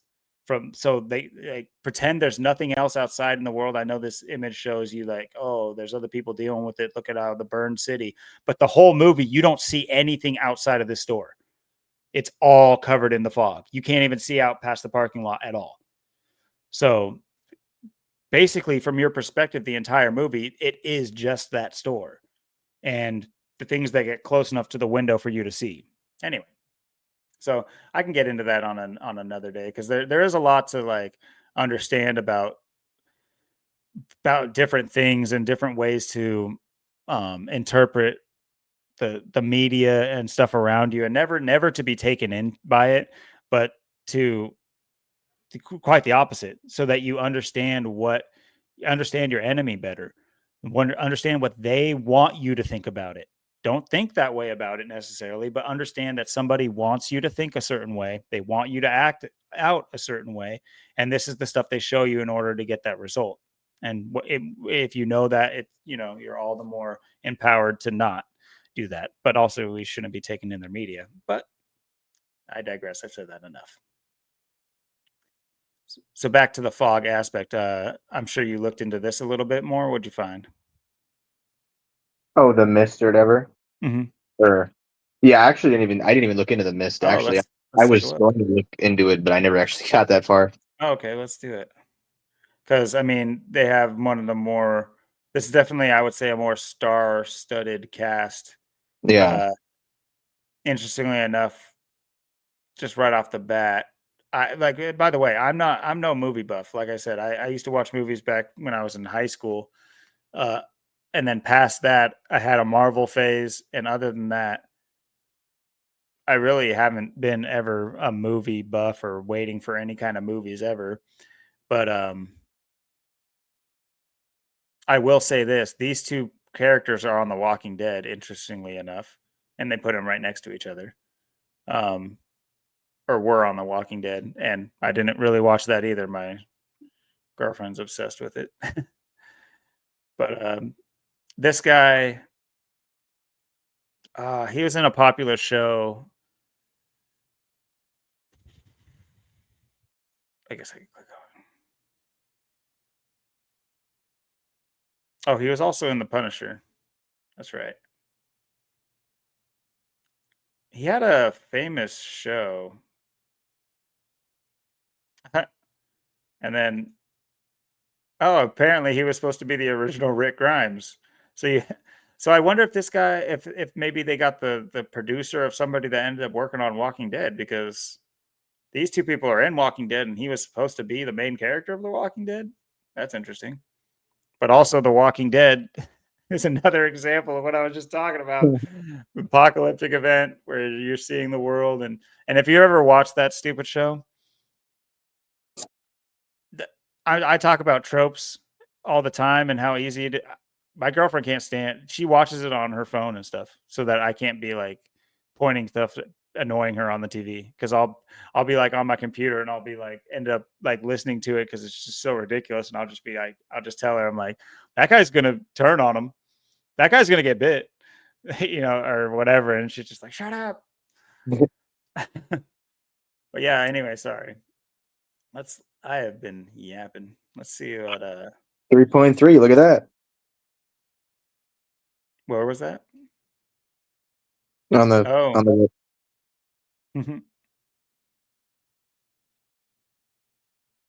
Coincidence. Get out of here. Okay. Also, interestingly enough, another star, Thomas. So yeah. two male Thomases. Oh, you pretty much obviously male. Thomas is starring in two movies about fog and mist. No relation to Logan Thomas, but Obviously not.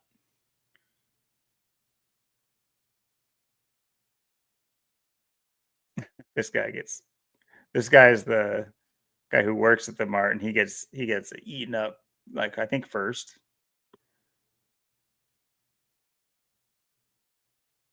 It's funny, I remember parts of this movie like that, but I don't remember actually, like, what ended up being the resolution of this movie, actually.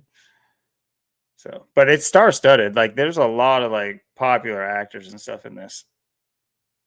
But, let's take a look here. Also, Thomas means twin. Um, a lot of the times that's in reference to a god named Janus, the two-faced god, and or, uh, what is it? In astrological terms, which I don't suggest you go down that rabbit hole, but it's like I said, it's good to know your enemy.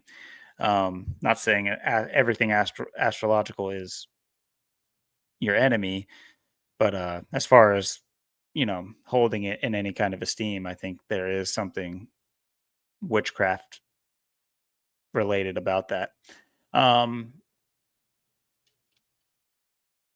Gemini, Gemini, in regards to like Gemini, but anyway, I digress.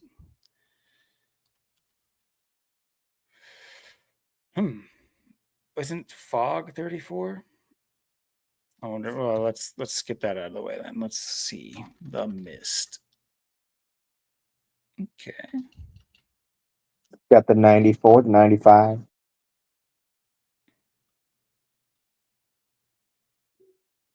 Thomas Jane.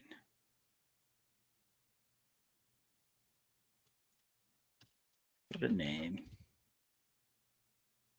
Jane. And I'm sure there's more if you go in to look at these guys, like birthdays and stuff like that. And Oh yeah. I believe she is the religious one, Marcia Gay Harden. They make the religious lady. I'm almost positive. She's gay Harden. Gay hard on, huh? Let's make her religious. Let's make her talk about Jesus. The lady whose name With sounds your like gay heart on.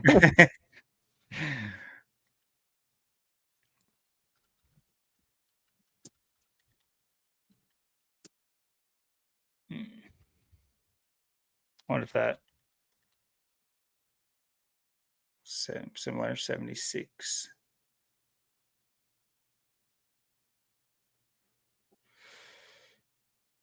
Nothing standing out too much right now. What was that other girl's name? Maybe. Oh yeah, that's right, Stephen King.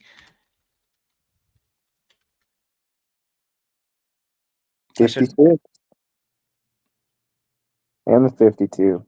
Yeah, that's important to know too, because he was a pretty loud advocate for the clot shot, or maybe not the shot, but he was definitely, put your damn masks on type of person. I'm pretty Yeah. sure I remember his name popping up all the time on like Twitter or something, talking about how the sheep should just be better sheep. That's how I take it. Which, by the way, Stephen King is just an abomination. But I will say this: of all the authors in the world, I do think he if he is the actual writer. Um, have you ever heard of the Dark Tower series? Uh, might have heard of that. Well, don't reference the movie. I'm not here to uphold Hollywood at all, but that movie, it was absolute ass. Had Matthew McConaughey and Idris Elba in it. They turned they turned the main character into a black guy. So you have this series that, I mean, keep in mind, back when my grandma was still alive, I learned about this series from her because she was a huge book collector, and I would go through her books sometimes. And I found the Dark Tower, and I started reading it, and it was such a good book to me. And so my grandma then told me, oh, she was like, oh, I have the other books. And I was like, what, really? And so she gave me three more books that they all came out. Let me pull this up just for reference as I talk about it. Book. Let's see if it says no. Okay, here we go.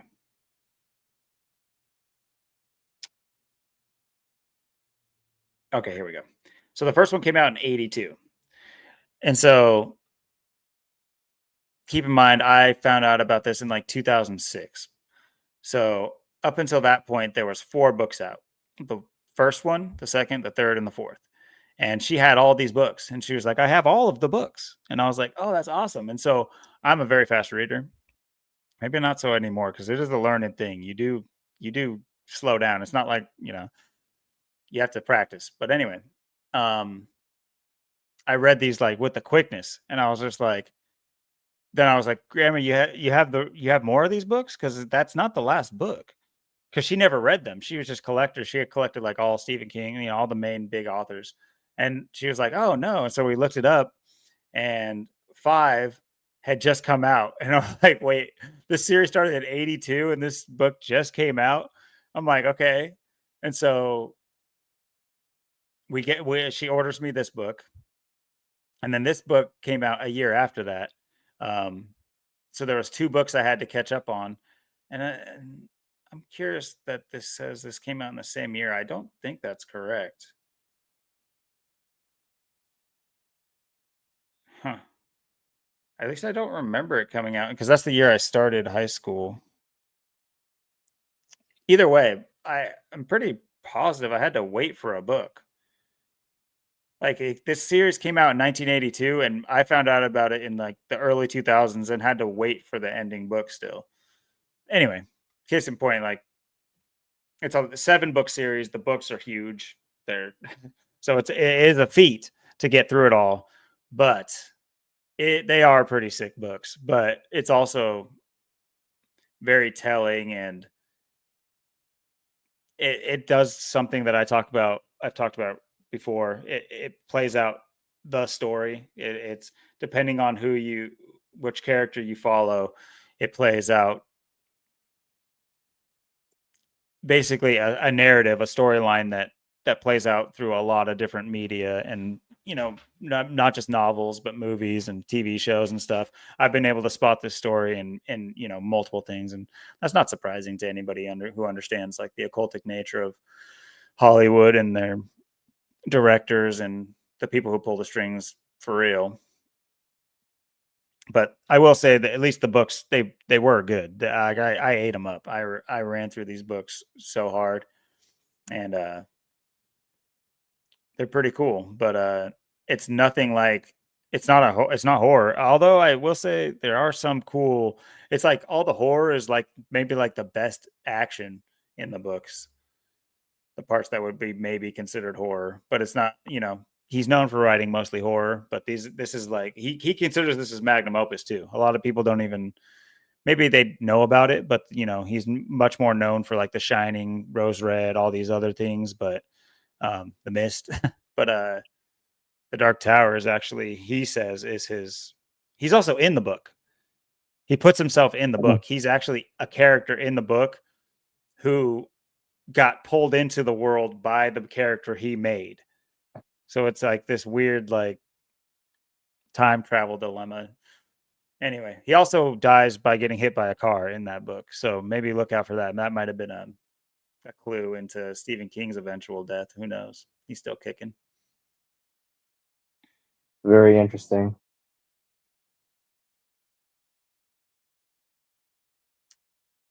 Let's see here. Where were we? Okay. I didn't really. I was looking for the director. Here we go. Frank Darabont. The main character plays Frank Castle, the Punisher. Is that it?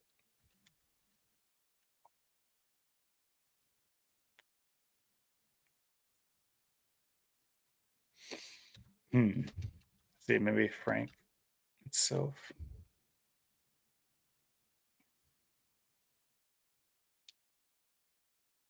Interesting. Frank and Selma's 3 out of 4 cipher match. Oh, I didn't highlight Selma. Yeah. Main characters of 2 movies about like magic, mystical fog.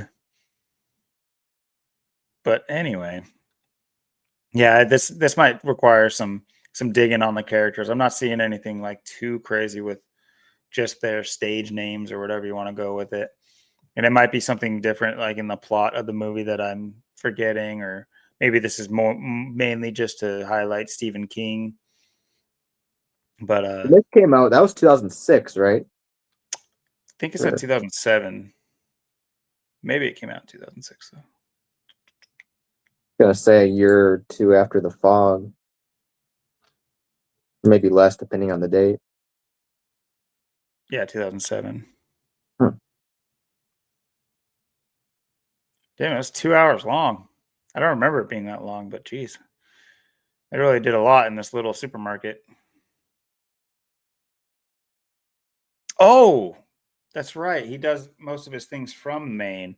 So, that's where Stephen King's from. So this takes place in Maine as well. I love how they're like, oh, watch our movie. You get to see all these monstrous creatures. No, you don't. You really don't. And until the very end, you don't see these things.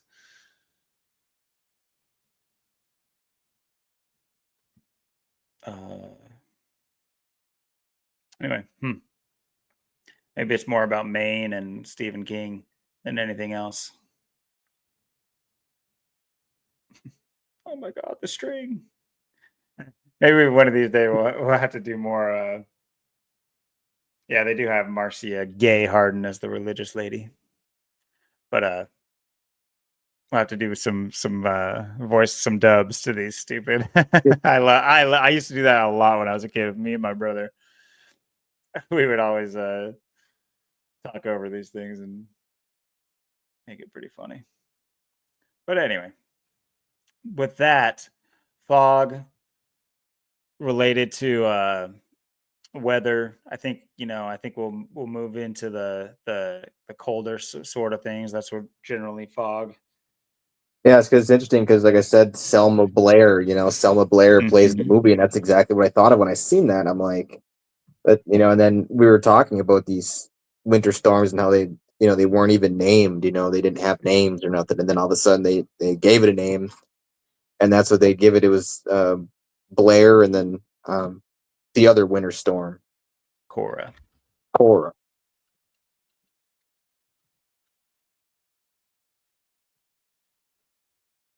Yeah, the other things the Blair made me think of, it's interesting with the storm. You think of, the the Blair Witch Project, and you think of Blair Walsh, the Minnesota kicker that missed that kick when they were playing Seattle, I Minnesota. remember. Yeah, that's what I was thinking. Then they calling it, oh, the Blair Witch Project, and you got Blair. The Blair Walsh Project. Yeah.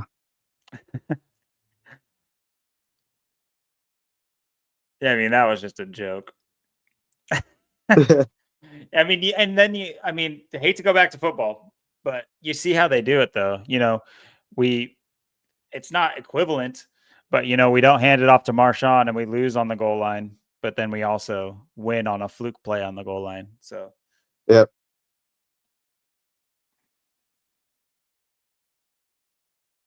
but yeah, I haven't really looked into the difference either of Cora and Blair because they're two separate ones, and they're saying, I mean, these are only days apart, so they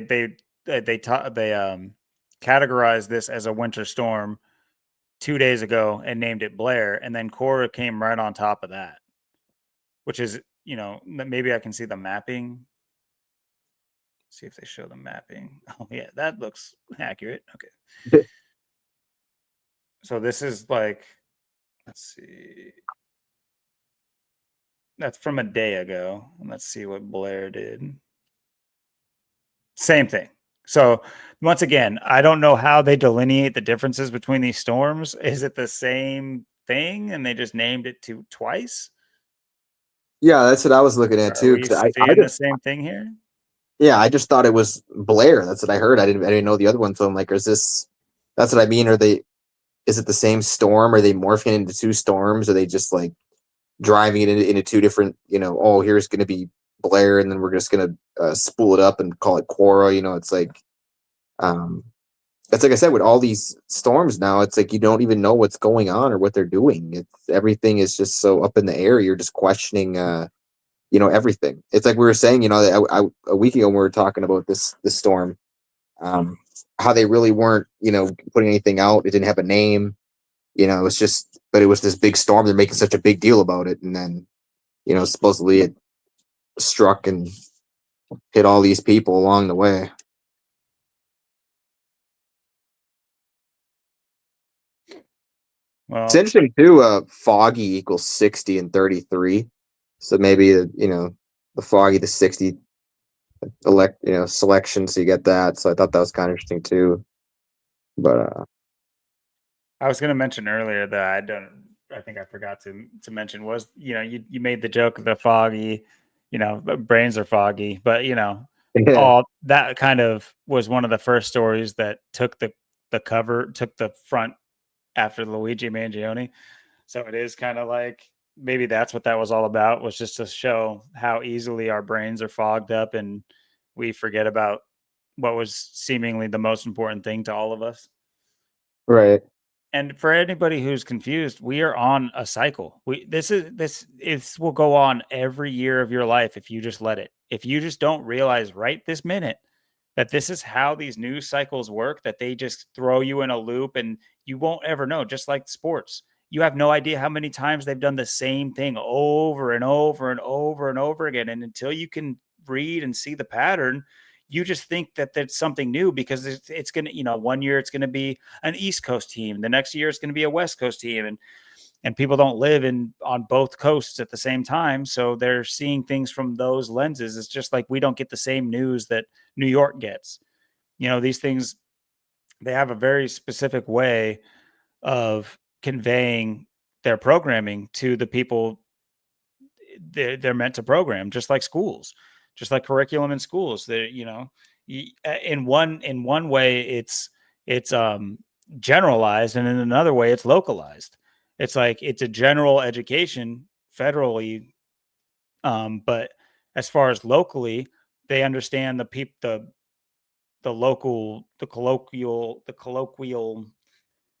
population and what they need to do to get them on the program specifically. It's like the people in um, North Dakota aren't the same people in Florida. That you can't just say the Right. same thing to them as you do to either one of them and have them. So even though the general program is the one that they need everybody on, it's all they achieve it in a different way. I think what I could have said more succinctly to start. But yeah, just realize we're just on a continuous cycle of the same thing. Oh, every year there's new records being broken. There's never going to be a year where there's not some like some record that's being broken. And I think like look at this year. It's like Josh Allen is the most rushingest quarterback. Josh Allen. Right. It's like in the same league that Russell Wilson still exists. Jay Hurts still exists. Like Daniels, Jaden Daniel. It's like all these other quarterbacks that I mean, yeah. At the end of the day, is what are we even touting? Are we touting the coaches that are willing to run their quarterback, or the quarterback's ability to run? Because that's the only real difference that at the end of the day is some teams run their quarterback. The other teams, even if they have a running quarterback, don't run their quarterback. Like a la Lamar Jackson. Yeah. It's Yeah, you think even Mahomes would have more yards than mhm. that's what And he, it's just unreal. I mean, it's a strange thing that these things that they every year you'll see that they're just like, oh, we gotta set up for it's like right now you're in your sports mind, you're thinking sports, playoffs. They're thinking awards ceremonies coming up in a couple of months. We got to get these things ironed out. We got to get these things ready. They don't care. This stuff is already determined.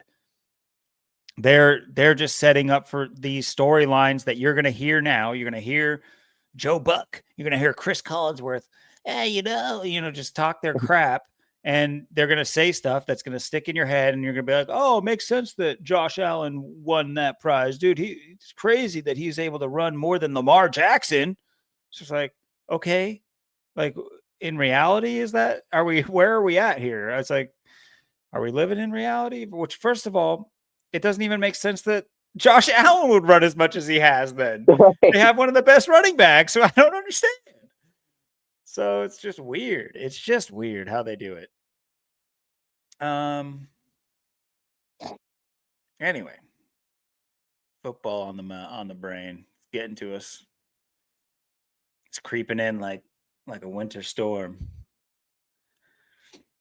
yeah, Uh Blair Walsh sent it on his way when he kicked that kick. he missed the Gonna pay for goalpost the by a future mile now. and hit our domes. It's coming back to haunt you. So let's see here. Let's see.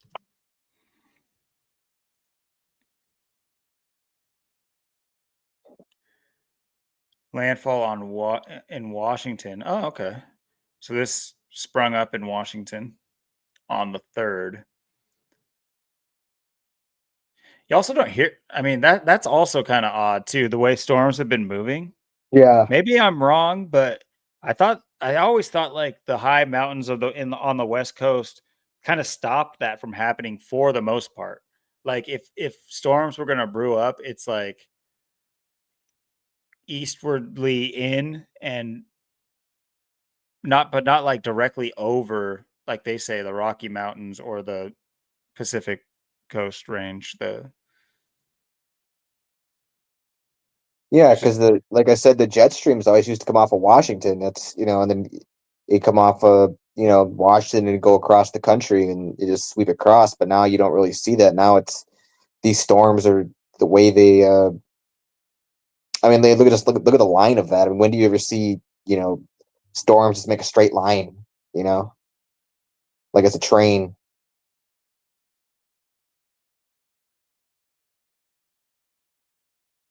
yeah, and just It's like a big caterpillar. am I wrong or did Florida even got snow, right? Oh yeah, yeah, because Georgia got swamped too. Yeah, Georgia oh got yeah. smoked.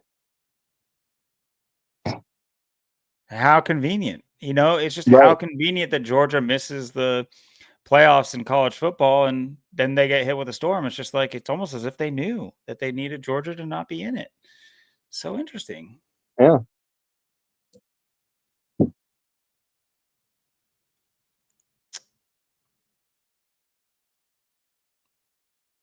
Mm. wondering on. I'm unsuccessful with like most of these websites. Maybe like the BBC covering it. Hate to say it, but like they're the ones that at least give a story half the time.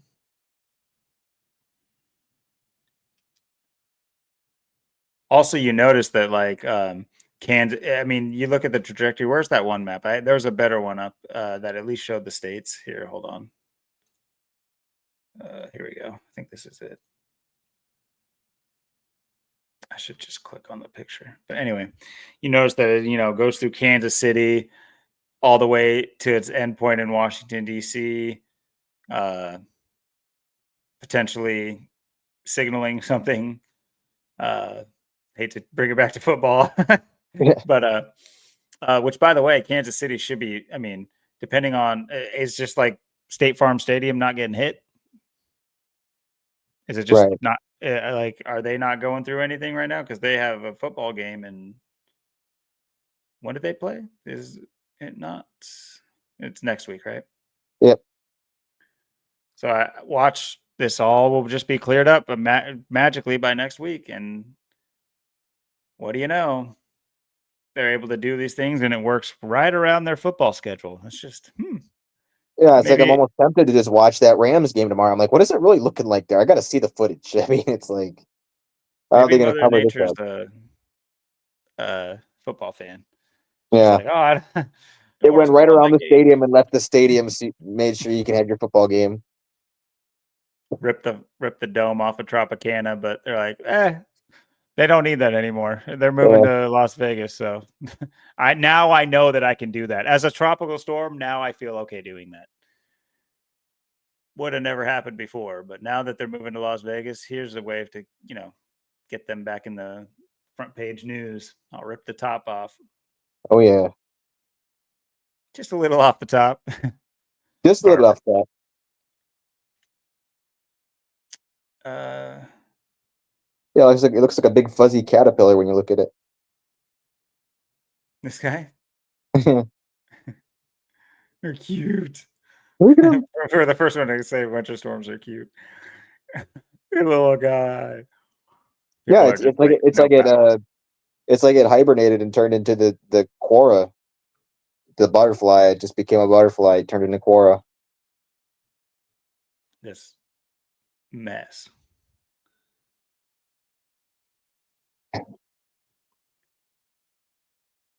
So 2 feet in the purple area. And once again, I mean, I guess, yeah, no, wait, that's a lot for this area, right? Like these people would never really get 2 feet of snow. Maybe I don't know. I guess, living on different sides of any people overseas might not understand unless, like living in Africa and other places like that where, it's even bigger delineations of borders.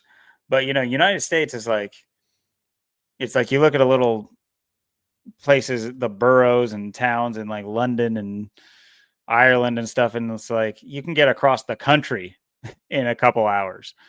But here you're traversing states in multiple hours, and so it's easy to not know what's happening on the whole other side of the country. It's almost on the whole other side of the world in comparison.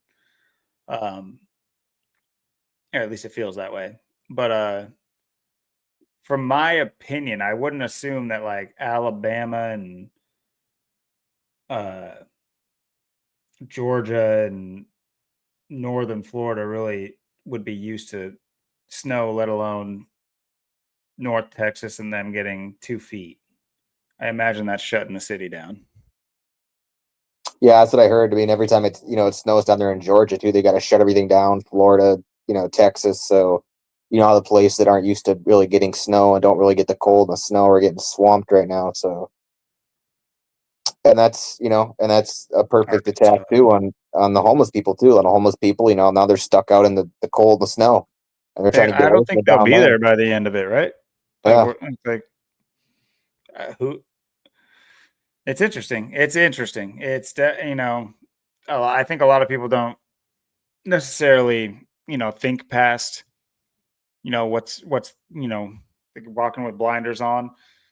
And yeah, there's no real thought to, the aftermath of certain things, but it doesn't even need to be 2 feet of snow. It's like, why don't you just go outside? It's like, yeah, you got a nice warm house, but why don't you just go outside and sit around for 2 days and just try to be warm and just try to not be cold and try to not, um, it's pretty impossible without a substantial shelter, even in just cold. And I'm not talking, and let alone it's raining. It doesn't need to even be that cold if it's raining. If there's Oh, moisture involved, it does not need to be that cold to make it, 3 times, 5, 10 times more difficult to handle. Um, and that's the situation that uh, most homeless people are dealing with for, you know, well, not to mention who's to blame, but just in sticking with what we're talking about. That's just the reality of it. Um, what was I gonna? I was gonna look something up, but I've already lost it. I've lost my train of thought on what I was gonna look up.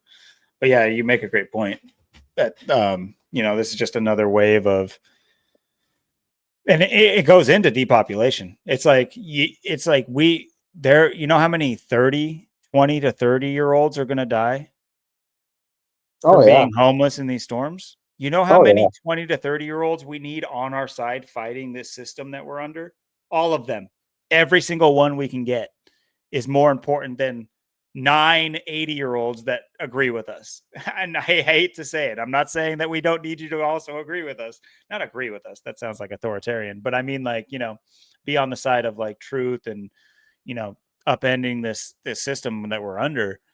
But we need, people with enough will and spirit within their body still to actually enact the change. So the fact that they're all dying on the street, that's not for us to say necessarily. Just look at it like that. From where I'm coming from, it's almost like shameful that I see myself in them enough to be ashamed.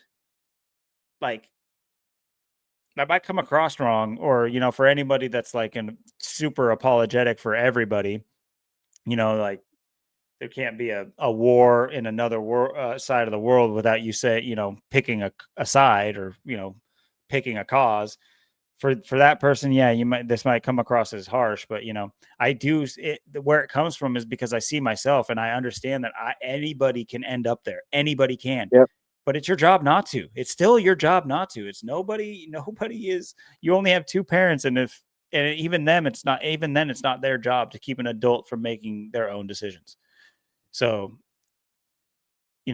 obviously I'm keen on the factors that drive these people into doing what they do, but all those factors existed for me as well. We all have our own stories and our own, life experiences, but throughout all those things, no matter how bad I would say, or how good too, it's your job to keep yourself from those situations.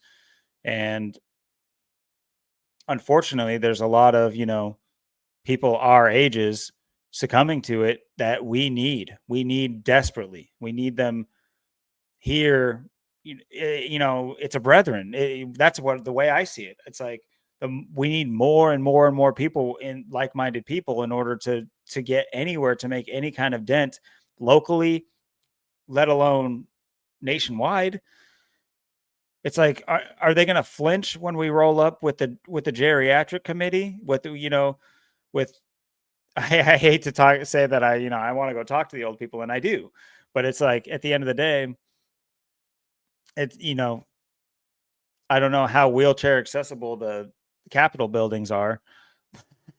I don't know where I'm getting at here. But I'm just saying, like, we need fighting ready people, not necessarily to fight, but it's kind of like balancing threats. It's like, you want to threaten us with everything that you've been threatening us with. Well, here's the threat. How are you going to handle it? Now, not an open threat of violence, but hey, we're here. you have to do something about this. This is, you're not just going to be able to slink away. We're here. We know about you. We're not just going to go away tomorrow, like like all the stories do on the internet. Yeah, and you bring up a great point, because it's how many youth are not only facing the homelessness, but like I was saying, how many just younger people are just in awful shape. I mean, how many obese kids? I mean, how many obese people I see, this week. I mean, I can't believe how many just huge people I've seen this week. I mean, how many kids just look like, these little boys, little girls look like they're 9 months pregnant. I'm like, what is going on? I mean, how do you even get like that? Like I said, like there's that person at the gym too, and I don't know what they are. I mean, is it a girl? Is it a boy? What is it? It's kind of got boobs, and it's chubby, it's fat, looks, I don't know, it looks like a 50-50 split. I can't tell if it's like, is it real girl boobs or is it real, is it a man, is it a woman, what even is it? It just looks lost, confused. I mean, that's where most people are at, and these aren't people that can fight or are going to fight, because they don't. I mean, look at them. I mean, they're dying of homelessness, they're obese, they don't even know what they are, they don't know where they are. So you got to look at the state of the youth, and that's the biggest thing with things like this, because like I said, every time these SWATs come in, it's not just hurricanes, it could be the cold, twisters, whatever. I mean, it's um and think about how it's hard enough on the youth today to try and make it and get by, especially with the it's like we've said many times, we're in a depression. I mean, you can mask it all you want, you can say, oh, it's a recession, ain't that bad, and it's a depression. I mean, you can see it. All you gotta do is go around and look at people. You go in society, look at people. You can tell we're in a depression. It's all you need to know. I mean, uh, the bottom line, it's not looking good. Um, and then you see, these stories like this, and then I see what I see this week, and it's just like, uh, it's like I say all the time. I feel awful for the youth. I mean, how do you it's hard to see much hope for the youth, and I know a lot of the youth feel the same way. They don't have a lot of hope and faith in the future, and things are going to get better either. So we are in the dire straits right now. I mean, that's where we are. We're in the dire straits, and you see it every day. Yep. I mean, specifically me, I do see it every day. And I hate going to Walmart. I really don't very often. I don't go really much anywhere very often. Um, but I went there just for a couple of essentials like toothbrushes and stuff of that nature. And yeah, got to see the whole crew was there. Everybody kind of person you can think of. And, Your local Walmart crew.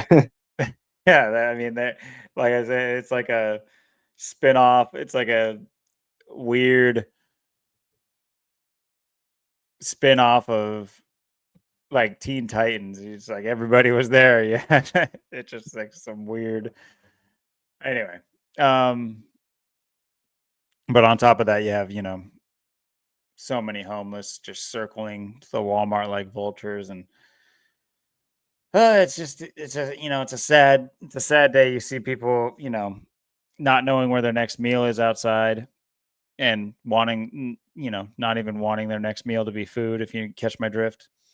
Um, and then you see inside all the fat little loafs walking around with their fat parents and going to get some more fat to stick in their fat faces. And that's just how it is. And I can say that. I've already said this. I can say whatever the hell I want. I'll once I get back up and running at the old house, because it's packed away now. I'll show my fat pictures. I was a big old boy for a period in my life. But anyway, uh, enough about them. One thing I did, we can preface that into these winter storms hammering the middle to the east coast, and then you have obviously the west coast being tormented by the Palisades fire right now, the Palisades fire, um, and interestingly enough, I was just gonna say potentially we might want to look into George R. R. Martin, see what his birthday and stuff is all about, because he put out the Song of Ice and Fire book or whatever that like Game of Thrones is based off of. So that might be worth looking into. I just thought about that. I just randomly thought about that when I thought about Ice and Fire. But that might be worth looking into real quick after this. Maybe there's some correlation that we're missing. But like we said, anybody who's not under a rock knows about these wildfires. And what you might hear mostly about is, I just think it's so hilarious. You'll have like headlines that are like, "Wow, that thing jumped. It was 16 last time I checked it. I guess they found 8 more bodies somewhere. Maybe it was like Diddy's crib or something." But they they'll say, something like 24 dead, but like it'll be Jennifer Gardner's best friend's younger sister died, and also 24 others. It's like, what? The other 24 are all lumped into one measly sentence, but like Jennifer Gardner gets put in there. It's so obvious when you understand media and journal faux fake crap journalism, the journalism of today, let's call it. Where it's all about clicks and headlines. It's all about, you know, catching the most eyes. It's just like, oh, a celebrity's in the headline. And to an extent, it's our own fault for allowing that to be a draw for us as a whole. Is, they have algorithms that can track how much the traffic on a website. Hell, back in the heyday of the internet, when you could make your own website for free, and it was just like do whatever you want on the internet for like a small period of time, you could have the same thing. It was like a common thing. You could track how many people came to your website, all that stuff. You think obviously they have distinct algorithms that know where you're coming from. I can tell you that just from, doing YouTube recently.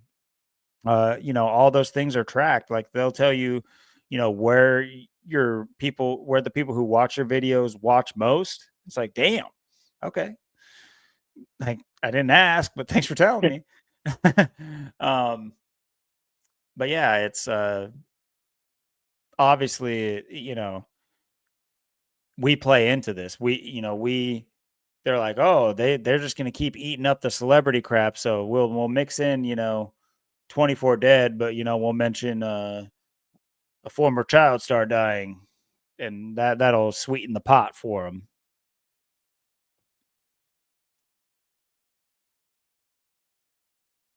Yeah, and how you get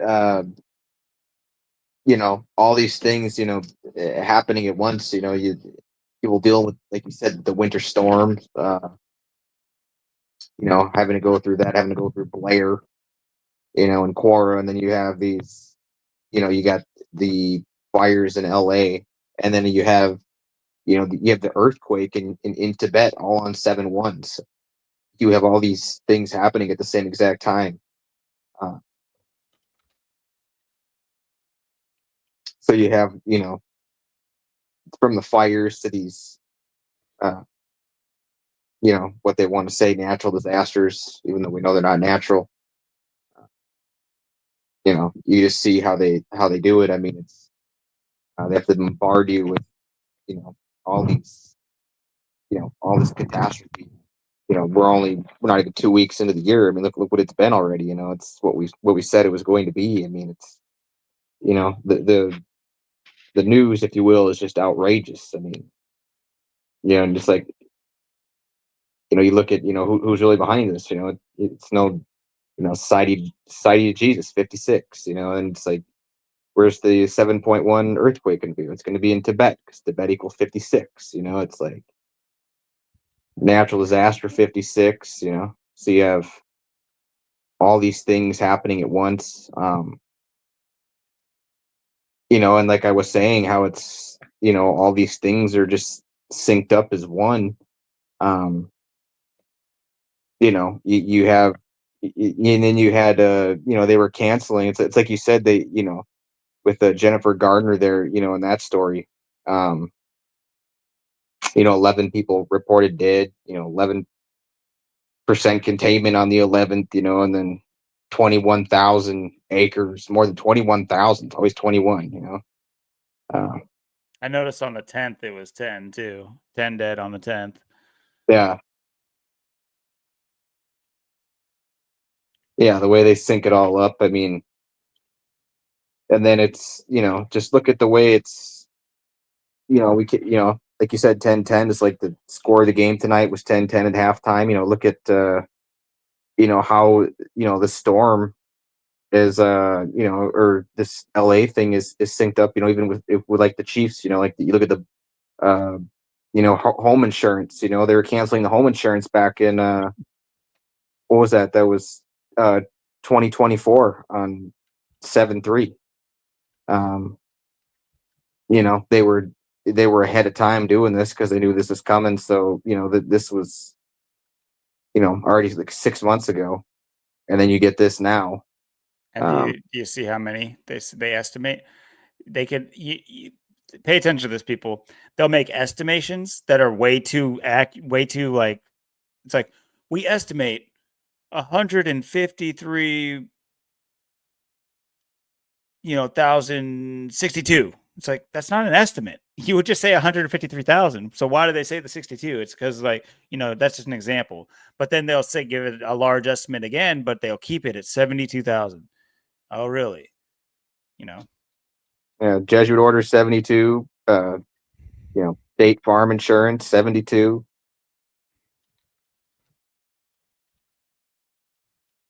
just can't get away from football either. No, I mean, obviously, guys, the Super Bowl's coming up. The superb owl, the biggest, energy harvesting, one of the biggest energy harvesting rituals in America. There's a reason these things just keep leading down the yellow brick road right to the Super Bowl. yeah, we all know the Super Bowl synced up, like with the Daytona 500, WrestleMania. So there's a lot of big things coming up too. We'll have to be on top of those things too because we know this is all, Yeah, uh, WrestleMania is huge. yeah. And like I said, Daytona 500, WrestleMania, all these things are connected as one. Um, that's why you look at home insurance 71, Santa Ana, 71, and then the Chiefs and Andy Reid with the bundle Rooski, what is that 71? It's like this is for people, and like I said, it's on date 7-1, so it's all this happening on 7-1. So, and like I said, the policies were canceled on July 3rd, 2024. That's 3-7, 37. You look at Los Angeles 37, you know, um, Mm. weather 37, it's just, And that's what this is. This is a weather event. It's like, yeah, yeah, there's a fire. Let's not, I would speculate, but I'm saying without having to speculate on the start or what it's all about, the fact that there's like a mid tropical storm at the same time in the middle of winter. I mean, I understand that it's, closer to the southern hemisphere and it's, warmer and obviously in Southern California and stuff like that. They get different pressure systems quote unquote naturally. I have a sneaking suspicion that there's not a whole lot of natural weather nowadays at all. That's my personal opinion. yeah, But the odds that, they just got to keep this thing going. Because it's kind of like a bomb cyclone. A bomb cyclone is basically when you have the makings, all the foundation of a tropical storm, but it's nice and slow and it's nice and chill, but then boom, like a bomb, it hypes up. And we've had two of those in quick succession. I say we because me and two random ones have been Oregon and Washington targeted. um I can't say I felt either one of them, but There was a pretty crazy day one of those days, but point being is they can ramp these things up. It's like you got this fire, like a la Lahaina. You don't remember Lahaina? All of a sudden, like, I mean, yeah, it was a bad fire, but in the middle of the bad fire, you're getting fire tornadoes. You're getting all these tropical storms coming in that are just making it way worse. No rain, though. No rain. It's not that kind of storm. It's just a windstorm. Windstorm, Yep. it's just windstorms. Everybody knows about the Californian windstorms. I'd never heard of them, but yeah, sure. California windstorms. Everybody talks about them all the time, except for nobody does. So, Yeah, next thing you know, it turned into Wyoming. It's like, oh my God, it's like I'm in Wyoming. The wind's just killing me. Where'd that come from? Oh, that was always here. You didn't know that? No. Yeah, the way they make it, they just put it in your face. I mean, um, that's like I said, that's why, natural disaster 56, climate change 56, uh, Society of Jesus 56, Fratelli Tutti 56. I mean, you can't deny who's behind it. Um, and it's kind of like when I was in Wyoming too, when they're having those fires there in 2020, it was kind of the same thing. I mean, that's just that's the look of America now. We're always in the fire. We're always in the flames. Or when are we not on fire and the flames are burning up? Or it's this has just become the thing now. It was never like that before. You had a bad fire, it was like, wow, that was really something. Now they've normalized it. I mean, a fire like this 30 years ago, people, this would have been handled completely different. But you look at today's world, this is why it's people will forget about this a week from now because the orange Muppets coming back, and we're gonna make America great again. So oh wow, they fired. Well, presumably,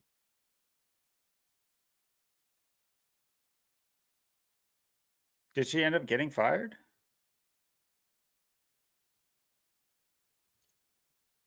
Miss Crowley? I say Miss. and, Very.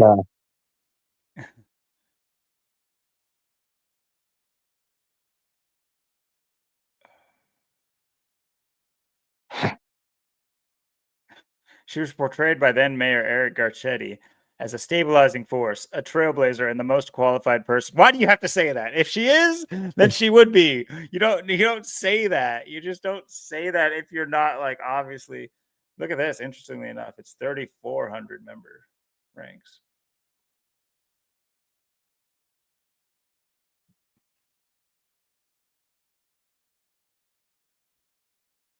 Holland Bullock. Geez, they have 3 kids. What a dynamic. Both your weird moms are fire women. Okay. yeah, and it's so interesting too how she was the 19th fire chief, uh too. 19, chaos. Such an interesting name. There got to be Crowley, of course. She was 22-year member of, and then of the fire department. Um, First she made chief 2022, and then on the date 253, and then 253 is the 22nd triangular number.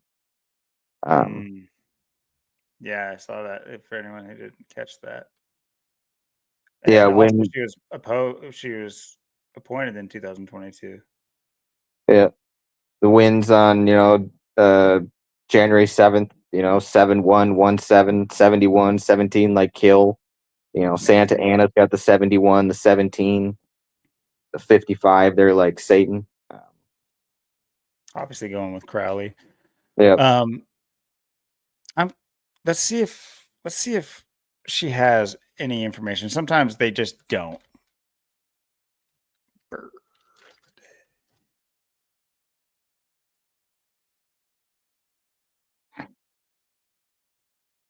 She played women's lacrosse.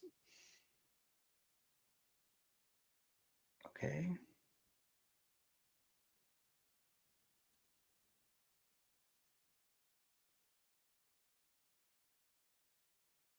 Dang, sometimes they just don't do that. Sometimes they just don't give it to you, huh? Well, either way, how old is she? It's just not gonna give her age either, interestingly enough. Why I say that is, hmm, I don't know if that would match up. Anyway, I'll look into this later on for a different reason. But anyway, uh, looks like a. I just won't even say it. Yeah. I'm not gonna go with it. Whatever, whatever, whatever, whatever. Uh,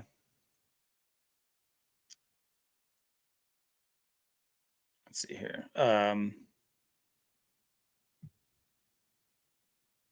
Yeah, they're saying. Oh, so the combined death toll. Okay, so I'm seeing. So it's 8 in the Eaton fires and 16 in the Palisades.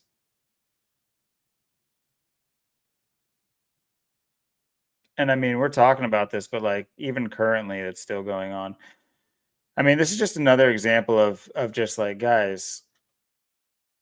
It's like if stories like this are to take place, you cannot have the police chief's name be Crowley. That's just you can't also have that. At the same time, there's certain things that they do this constantly, just constantly. Patrick Dragon is in the in stories, and you just hear these names, and it's just like, what? There's no way. But the first guy to get the clot shot is just William Shakespeare. What are you talking about? It's William Shakespeare. What do you mean? That just can't be. You could have gotten anybody. It's not like he volunteered to be the first guy. Come on. How did this possibly happen? Yeah, I mean, just look at the and for people that wondering why it's happening, it's like look at the gematria of fire. Fire's got the 38, the 29, the 25. It's 2025. Devil Mhm. 25, also 29, 52, the 83. Um, Pasadena 25. And 47.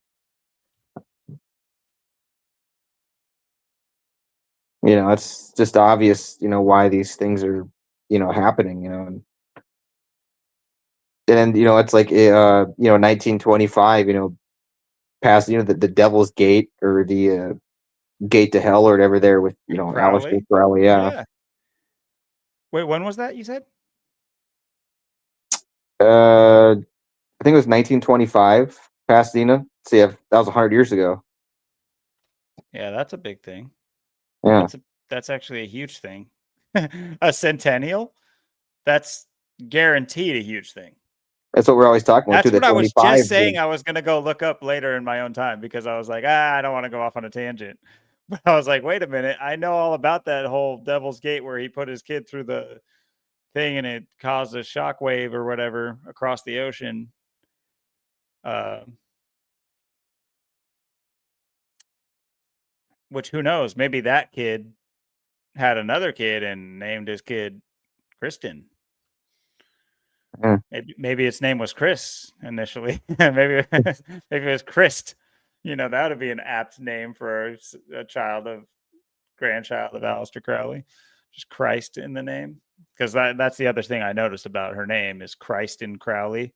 Like that is a sentence. Also notice that too, people. It's people will these headline names will be a sentence. Christ in Crowley. I know it sounds stupid, and it's like for the average person to be whatever, whatever. But like you notice it more and more when you're paying attention to things. I think another big example that for me was Drew Bledsoe.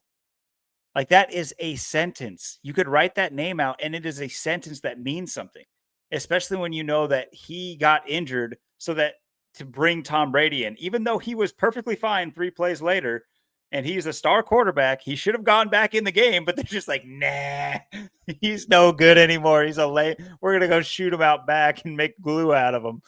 But it's like a horse breaking his leg in a race or something. But no, it's just funny. Like if you say Drew Bledsoe, Tom Brady could have a career. Like that sentence makes sense with his name being Drew Bledsoe. It's also just like a ritualistic type of name, Bledsoe. drew blood, so like drawing blood. Anyway, point being is you'll find a lot of these people's names are sentences. It's like Austin Kletchka. That's not a sentence. Logan Thomas. That's not a sentence. Christ in Crowley is a sentence that is probably has been used before me. And hopefully I'm not invoking something by saying it 3 times in quick succession. But anyway, I just find that extremely interesting. But hold on. Yeah, the Devil's Gate experiment. Yeah, the portal to hell. Yeah, and Aleister Crowley died on Why does it say Christian December Crowley? 1st, 1947. 64 years ago, if the Lima equals 64. Weird.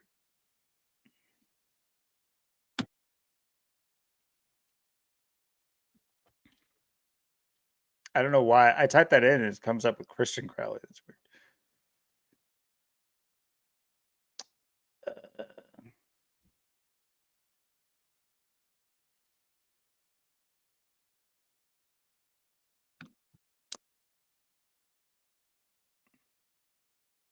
Yeah, and the fire began too on the Maybe 121st day of the state's age.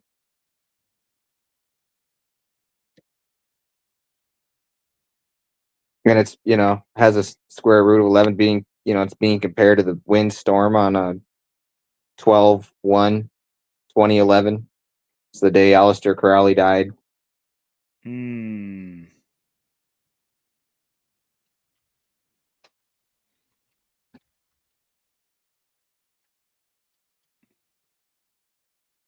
Yep. I mean, his birthday and death day can be written 121 Yeah. with numerology. I'm sure it's just convenience. It's just normal. This happens to everybody.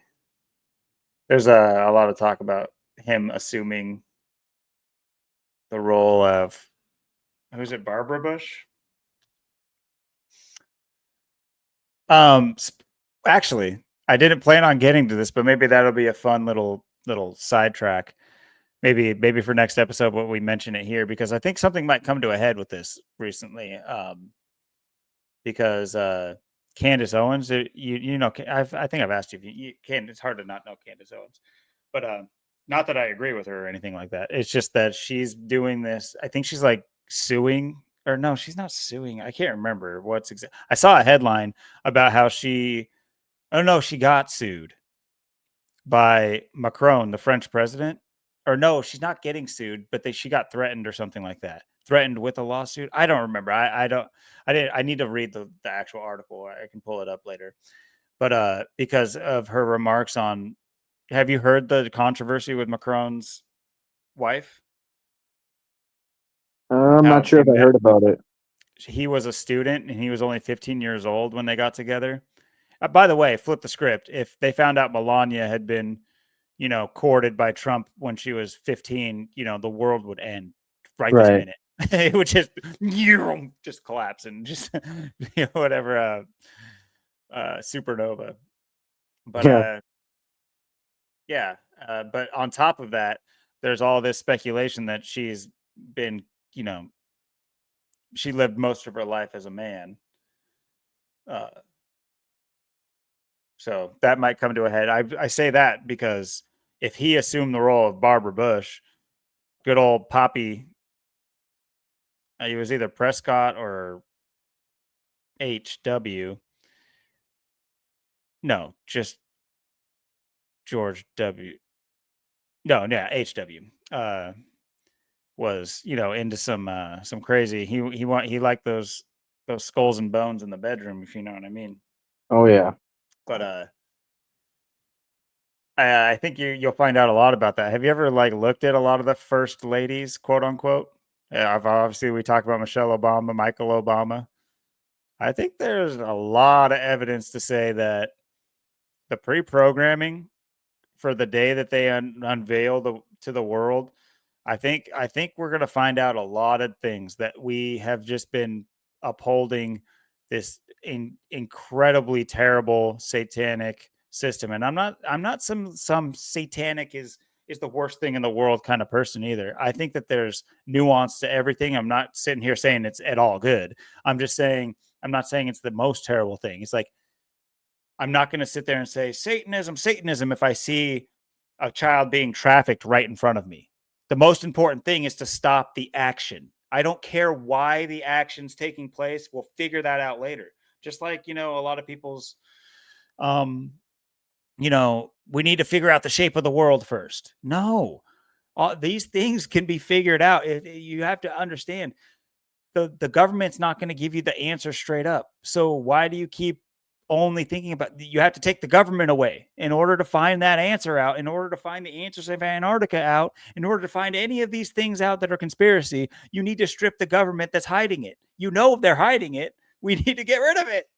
We got to get rid of their asses, dude. It's GG's for them. It's got to be that in order. And we all have to come together and galvanize across that idea and stop. Dude, we'll get it. We can split off into the 8 tribes of Judah after that. We can be like biblical times and we can get our lots, and the flat earthers can go on, they can take the Antarctica that they want so bad. And then, the Canaanites, I don't know. Anyway, we can all split off after the job's done. We got to get the job done. The job is not started. We have to get it done. When are we going to start the job? When are we going to start the job of clawing these people out of their hidey holes and into the light of day? That's what is more important. Like I said, you see a child being trafficked right in front of you. You don't just say, "Oh, Satanism is a miss here. We need to stop." I'm going to go talk, to the Satanic Church and see if they can. No, you do something about that right in front of you. You don't wait and figure it out later. You don't. Yes, you need to rip away the source. Or you got to rip it by the roots, or else it's just going to keep growing back. No, 100%. And I'm sure you heard about the song by Elizabeth Woolridge Grant. The lyrics, Hawaii just missed a fireball. LA is in flames. It's getting hot. Um, Oh, that's what's her face.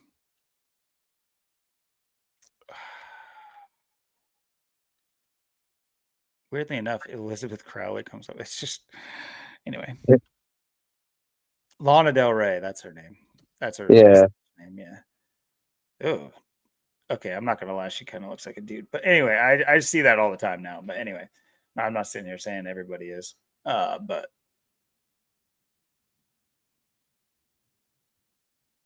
yeah. Okay, no. Yeah. Zach did a short on this. Yeah. I saw it there. Which I keep saying Zach a lot. For any new viewers, I am referencing Gematria Effect News, which is a great source for all things that we've been talking about today, maybe except for the movies. But he goes over in depth, a little bit more in depth with the actual number side of it that actually highlights. We try as well, but we talk about. Needless to say, we talk about a lot of different aspects to things. So not to say he only talks about numbers, but you'll get a more comprehensive, less podcast format, is what I'll say.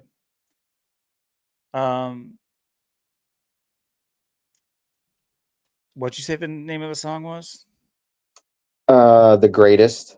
Oh, okay. Yeah, that's right. Okay, whatever. Yeah, it's interesting too because it was released 277 weeks earlier, on September 13th, 2019.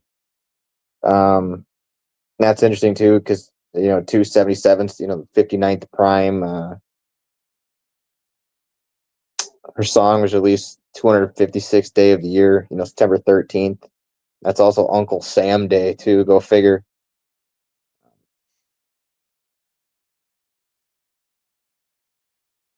So what a day that would be.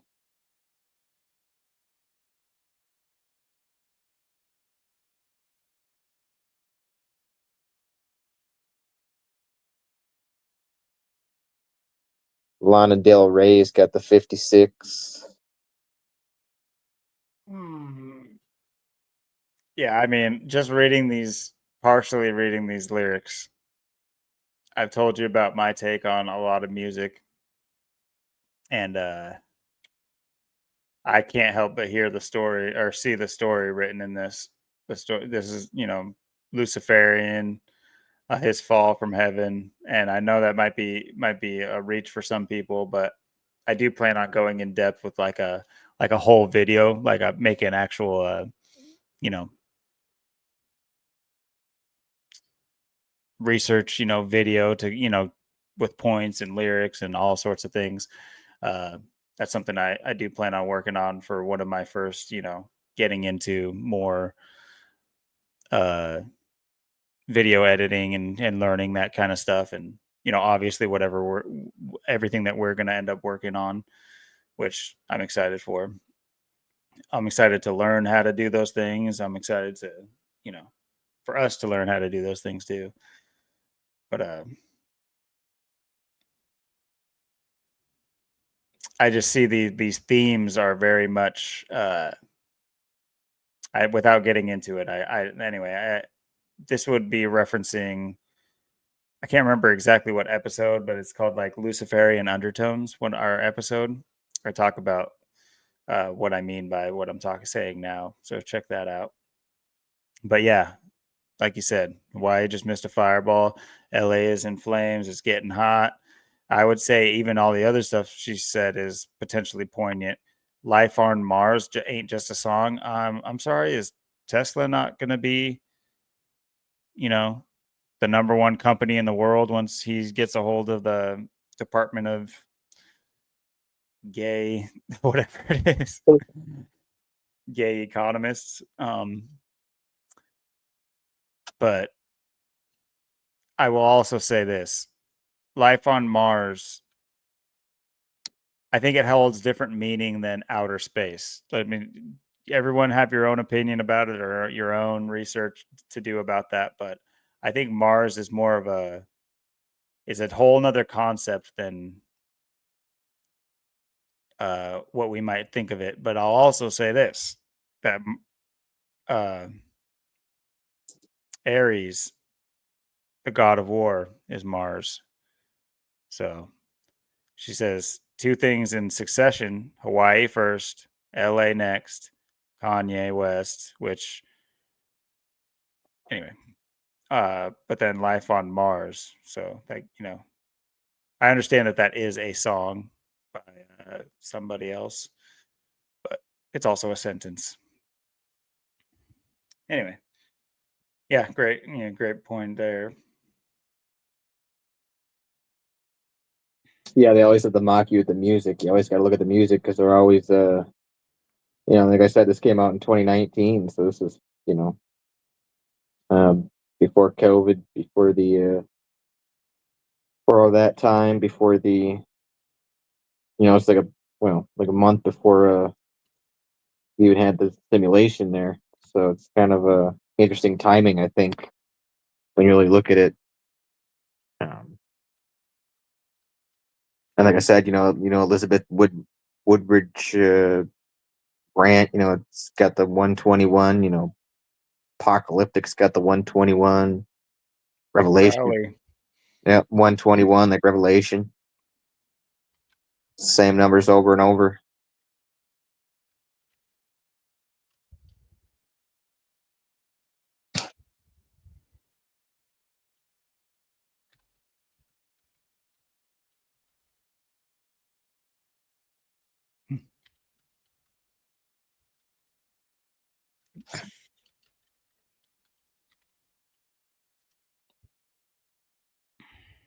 Absolutely. And let's see. I just think it's funny. Her album's name was Norman fucking Rockwell. So was he abstract painter? or would he be considered abstract? I can't remember. No, he did like the weird pieces. Anyway, it's like Banksy stuff. I hate the world so much sometimes. I hate what people think is cool and important. Um,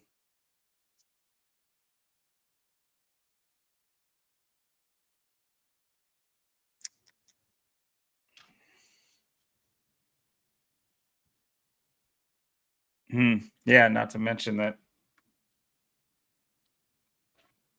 Trump is from Manhattan, right? He was born in Manhattan. Think so. Oh well, close. No, he's born in near a Jewish borough of New York. What do you know?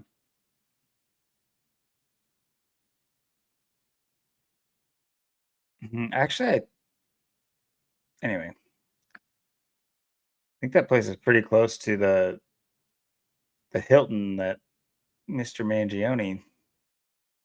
Did you hear his fucking retarded thing to Gulf of Mexico to Gulf of America? Did you hear about how Oh, he's he's talking about absorbing the North and South. or he's like changing the name of Gulf of Mexico to Gulf of America? Oh, That's how we're gonna make it. It's how we're gonna make it, America great again. Just change some names around. It's gonna be like magic. United States of Canada. I mean, so I'm assuming you've heard that too, right? Oh yeah. I don't know if it's that far fetched that something like that could happen. I'm actually being honest. Um, the northern border is a lot. It's already shared. Like it's already the stuff is in place. It's like more shared than Idaho and Oregon's border. It's weird when you think about that two countries share a better border than the actual two states within the country. Which the Oregon and Idaho border is a whole nother thing because something similar happening with that where Idaho is trying to absorb like a third of Oregon, not a third, but like maybe like a fifth of Oregon, the Eastern Oregon. They want to absorb it, and the Oregonians are like, "Please do," because we hate the Oregonian policies. So it's a strange thing happening, but it's actually not that out of the realm because you think about the Great Lakes, all that area that's already almost shared spaces. Um, we've gone a little bit into the Great Lakes and found some things out. There's always more to find out about them, but you look at places like Niagara Falls up near New York, and the northeastern tip of the United States. And then obviously you look at where close to where you are, the Seattle, the Washington, northern Washington area. These places have ports that are I don't know about shared per se, but the infrastructure. What I'm getting at is the infrastructure would meld easily. Not to mention the connection to um, Alaska. That'd Yep. be interesting. Alaska would be connected again. Not again, but it would be connected. It's just such a weird thing. Globes will have to be changed. They're gonna have to start taking that little freaking thing off, the little thing to show Alaska down by Hawaii in a little section of its own. They're gonna just leave it where it is and have it be the same color or whatever they do. Yeah, because it's interesting too. Because my ID, like my driver's license too. I got the enhanced or advanced one in Washington. I don't know if you know about this, but you can go. It allows you to go through Canada and up to Alaska. You don't have to have a passport, so you can just go right on up there. So like I could just drive to Alaska right now if I wanted to. It's kind of crazy, but Dude, we um, should go to Alaska. yeah. That sounds fun to me, dude. I got the initials, so the big AK to the AK. We'll take our AKs to the AK, Yeah. Live and off then we'll wait seal for it to fat. freeze over, and then we'll just go to Russia, and we can go to the other side of Man, the world. how do you read my mind? I was like, I was gonna say that exact thing when you said that. I was like, we won't even have to wait till it freezes over. But then, holy shit, you just said it. That's crazy. Yeah, we'll have to. go to the Siberian Peninsula or whatever it is. Yeah. So yeah, I mean, at the same time, he's saying absorb. Well, also before I lose track on that, you got the whole Pierre Polivier or whatever situation, which has been this thing. I should have mentioned to Zach or gotten a hold of him in his live stream. He has his finger on the pulse of all these things. I'm sure he knows, but like they have been pushing that guy for actually years from British or Canadian Parliament. You know, you, they do it much different over there. I mean, it is televised and all that stuff, but it's all like it's British. That's the only way I can put it. Is it's like posh. It's like the posh version of American politics, where it's just like in a court setting, and no, you said this, no, I said that, shut up, Whereas in Parliament, they have these like strict rules. You know what I mean? And it's like, have you ever seen like formal debates from colleges that like debating colleges like Oxford and those? Have you ever seen those? Oh Where like yeah. students are debating, but there's like usually a teacher involved and like other teachers maybe, but it's mainly students debating. Well, that is like basically mimicking what is reality, is the actual way that Canadian Parliament functions. They all, which by the way, look into the buildings. It's insane. It's insane. Just like America too, but like all these Parliament buildings are, and you see what they're doing. I mean, anyway, another day. But they have these Parliament sessions, and it's basically a big debate stage, and and it's like it's like a crowd funded thing. It's like like people who are in government are make up the crowd. So it's like you'll hear shouts from the crowd, but that is a politician shouting. It's not like a crowd of people waiting and like watching it. It's not like, it's weird. It's very different. But then like, you'll either way, Pierre has been pushed heavily, even into American YouTube streams. I don't care. Yet I've seen so much about this dude, down to him eating apples and just showing that he's just like this normal guy. It just constantly this guy's recommended to me. So they've been pushing this guy forever. And to give Justin Trudeau as long as he's gotten, like I will say this, that they started pushing him super heavy during the trucker fiasco that hit Canada pretty hard, and the whole embargoes and all that kind of stuff. Pierre was all like, this is what happens when blah, blah, blah, when Justin Trudeau gets it. So anyway, but Pierre's just this little nerdy guy, and it is what it is. I'm sure you'll look it up, and he's like Kim Jong-un's second cousin twice removed or something like that. It's not too far off. But yeah, point being is he's conservative. He's the conservative party. Canada is switching.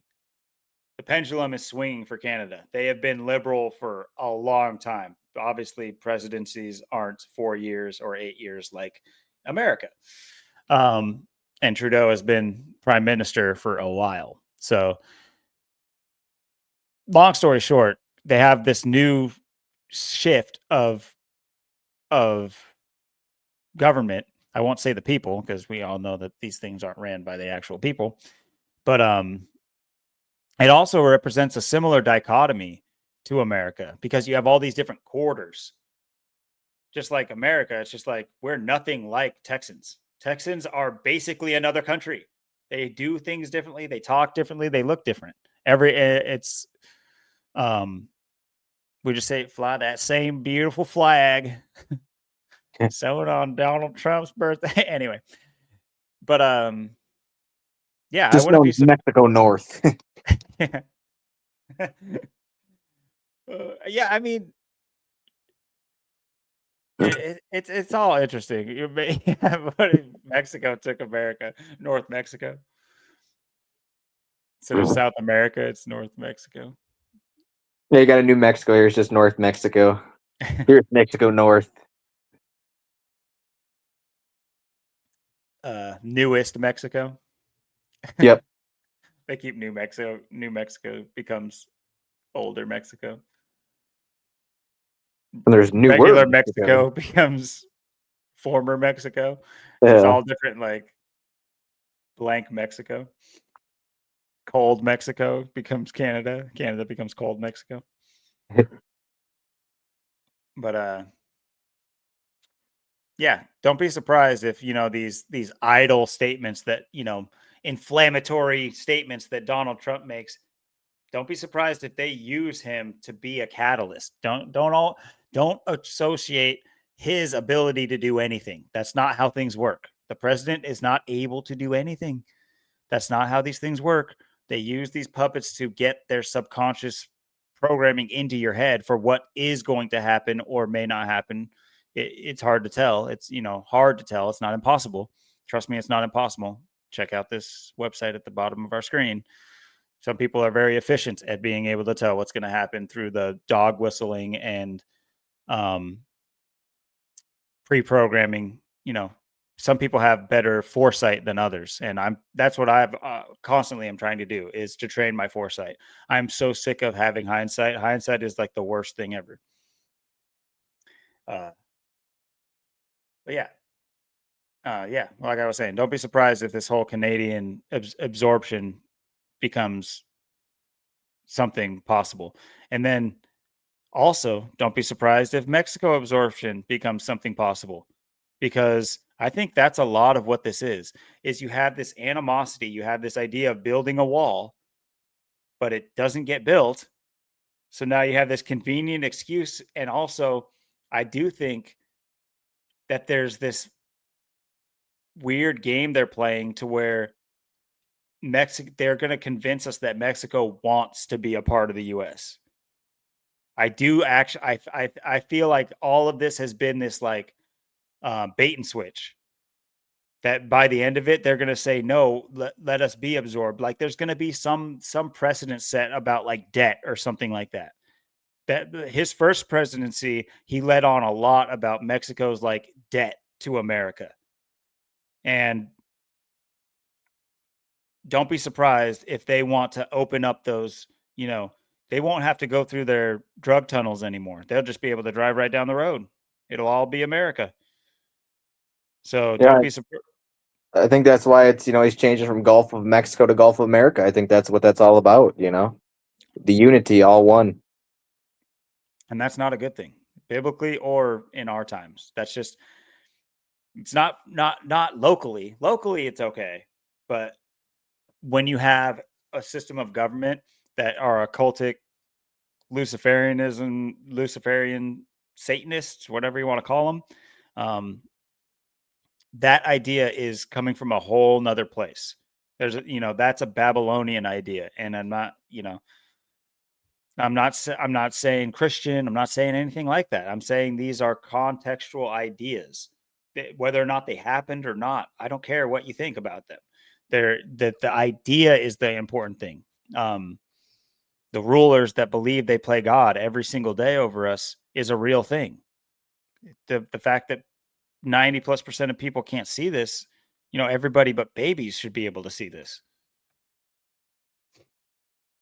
Yeah, I mean, that's it's like we were saying, how they have all these things just synced up, ready to go. I mean, it's uh, we had, like I said, that there's the fires. I mean, and then you have, you know, the 7.1, earthquake, and it's just look at it. I mean, it's like, Trump blames who he blamed, blame China, right? Well, now you got, Tibet, and look at this story, and you're gonna see the comparison. Again, all these things are contrived. Uh, they're always behind everything. Just look at the, it's on 7-1. Um, and what's so interesting, like we were talking about how you know United States calls this a 7.1, but China called it a 6.8. So you know America's calling their earthquakes, even though we're way over here. So that just shows you how the game's played and how it's run. But you know, it's interesting too because like I said, Tibet equals 56. Then it comes 56 days after the Superior General's birthday. Hmm.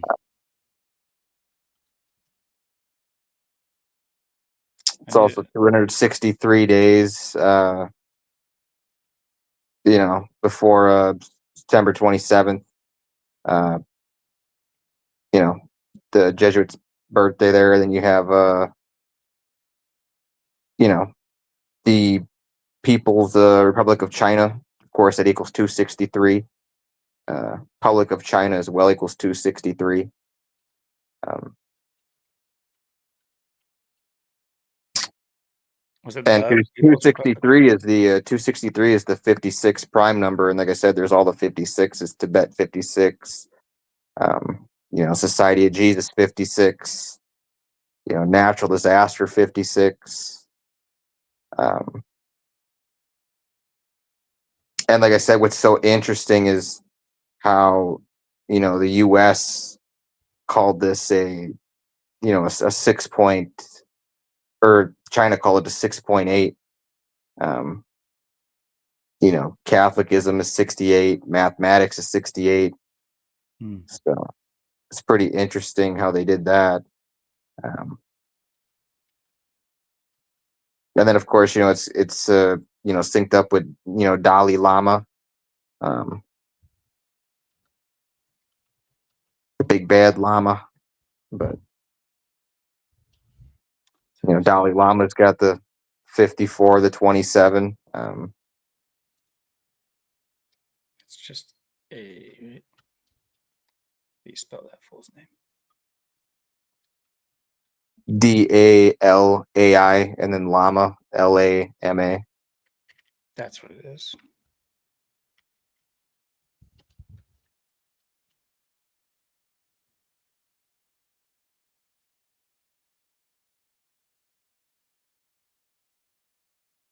Mm-hmm. It's like Catholic too. Catholic's got the 71, the 46. Soul Invictus got the 46 and 71 as well.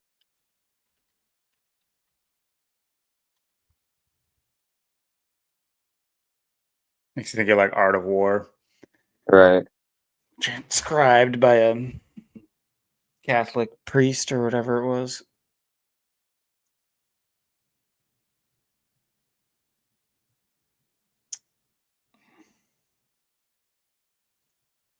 Let's see here it is.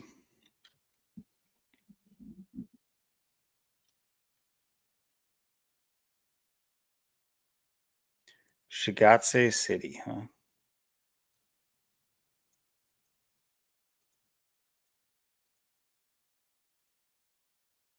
Hmm.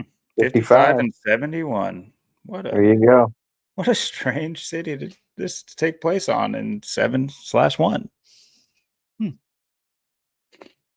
Wouldn't have guessed it. Yeah, the 145, that's all linked up too with the LA fires as well, the 145 and that. Uh, so you got, yeah, just all this overlap. Um,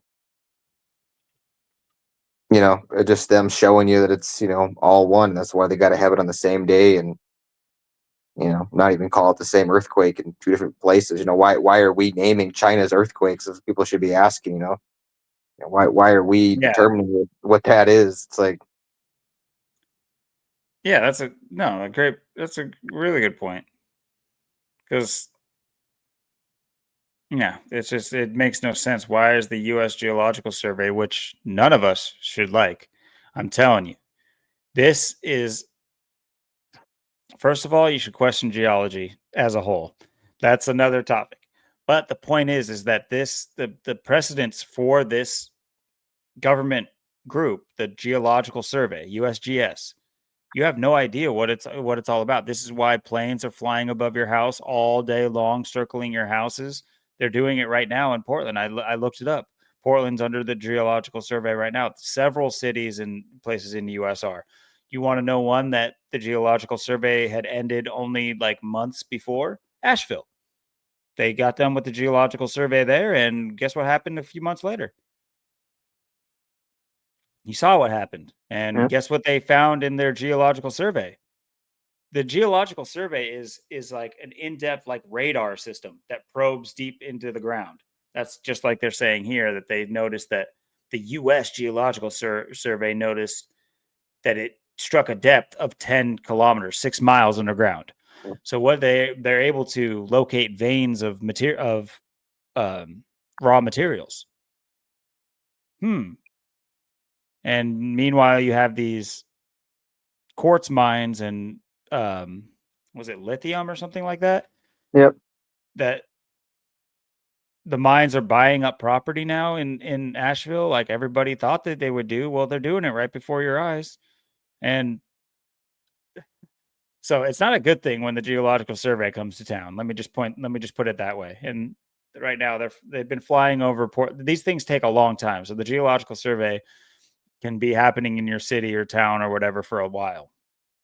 But yeah, it's not a good thing. But then you also notice that the US Geological Survey is in China?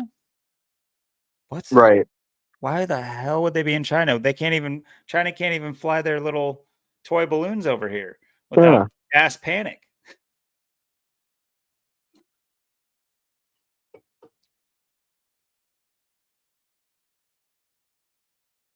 Mm.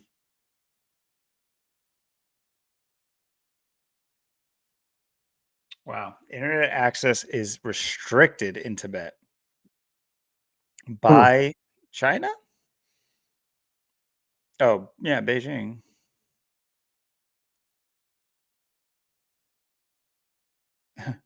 Don't worry. The people that are controlling it are telling us the truth. So, but see, you also got to take it from this lens. How much of this, you know who's telling us this? BBC. Right.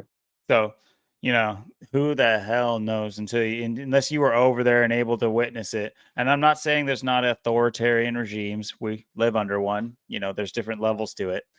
But you start to wonder about the reality of all these other countries. It's like, is it really obviously there? I say obviously, but I guess I've never been there. But I really don't think that that's. I think it's very possible to go to China. I think there's a concerted effort to keep us, in some aspects they want us to stay where we are, and in other aspects I think that the spreading out is done. That part of their plan is done, and now they want to wrangle us up where we are. I think that those two things, they don't want both those things happening at the same time. They want us spread out so that they have, everybody, all the lords and ladies get their indentured servants in their cities and towns that they build with their namesakes, and then they'll say, okay, let's cut off everybody else from everybody else, and let's make travel restricted and all these other things, and let's make other countries not feel comfortable to come to our country, and I think we're in that phase now. I don't think it's necessarily true. I think you could probably go to China just fine and all that kind of stuff. It's just, I think what they want, and that's not to say that it will always be that way. You remember, I don't think many Islamic people could get on a flight after 9/11. Correct me if I'm wrong, but Yeah, the way they just change the tide on a dime like that, you never know what they're. Yeah, I mean, and then you have to look at where things are going. I mean, you have all these other countries that are just and with Trump coming back, it's like I said, does it, where will there be like more conflicts with other nations? You have to wonder, are we, um it's the way I see it going. There's all these other people out there that that are going to take advantage of someone to blame, blame China for COVID, and we're going to blame China for the earthquake now too. Oh, China was your fault, and we're calling it a 7.1, even though it could a 6.8. But because that's just what America does. I mean, it's just America can't do anything. America can't do anything wrong.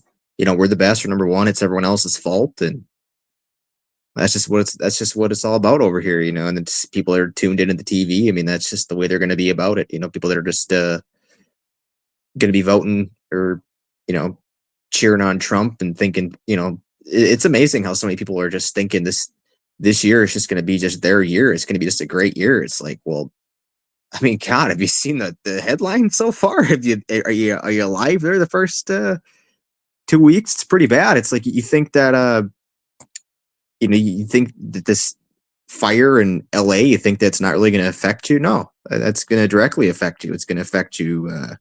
Well, I mean, if you're in LA, it's affecting your health. It's affecting how affected people really were by it. It's just like how affected people really were by this earthquake that happened as well in Tibet. Same thing. People that are there are being affected, and then you have they're being affected, they're being burnt out, they're losing everything they have. They're the ones that are being attacked, and the people that are left behind. They got to breathe in the smoke, breathe in the devastation. They've lost everything. So they're living in total devastation. So and then everyone else's insurance. People like me and you live in a state or two above that, and everywhere else across the country, has to deal with this too.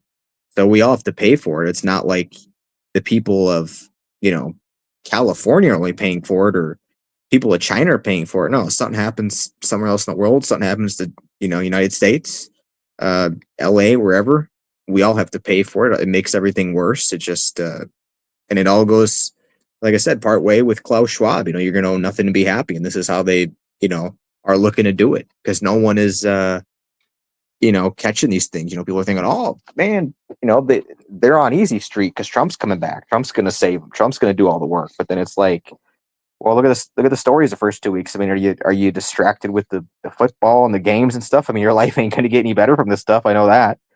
I know I'm pretty far away from LA, and you too. But we have to deal with this, and who knows? This could be our area pretty soon. Hmm. They might It has target. been.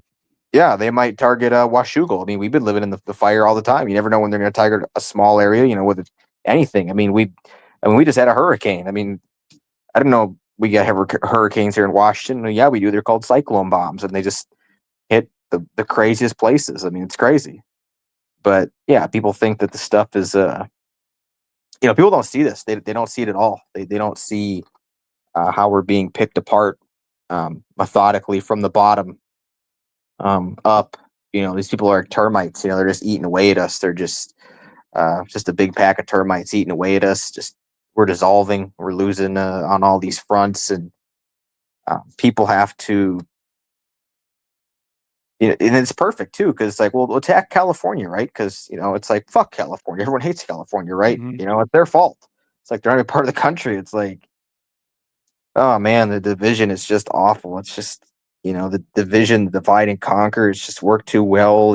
It's just the divide and conquer, and the division is on such a level. It's just people just, oh, it's California, so I don't care. It's like, well, you should care. I mean, it's you seen your insurance rates. I mean, it's just like, look at the stuff. You just go outside and just deal with the world. I mean, people can think that oh, you're nothing to be happy. Well, that's an overstatement. It's like, well, really, it's not. I mean, look at someone that's got you know somebody like me. I keep my nose clean, and then you got people stealing your car, shooting it up, and then all these wrecks you're almost in. It's like, yeah, soon you ain't gonna have a car. Yeah, you ain't gonna be able to afford insurance. Yeah, you ain't gonna be able to have or do anything the way the world is going. And people just want to sweep this under the rug. It's just people can't handle how bad things are right now, and especially in America, because it's like I said, football is on. It's a new year. Trump's coming back. The distraction is at an all-time high. Just think about a week from now. People aren't even going to be caring about the LA fire. It's going to be all about Trump and the coming back, and all this stuff going on. All these things that we're talking about are going to be a lost cause. It's just you know set United fire to the States of wind. Asia. Yep. I was trying to pull up here is just a point I want to make is that, you know, it's like this. Oh, oh, shut up.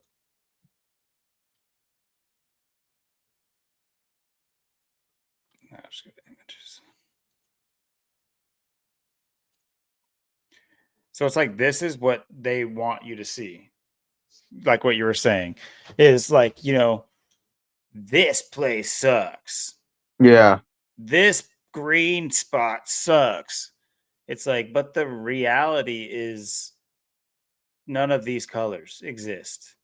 That none of the names of your towns don't make you anywhere.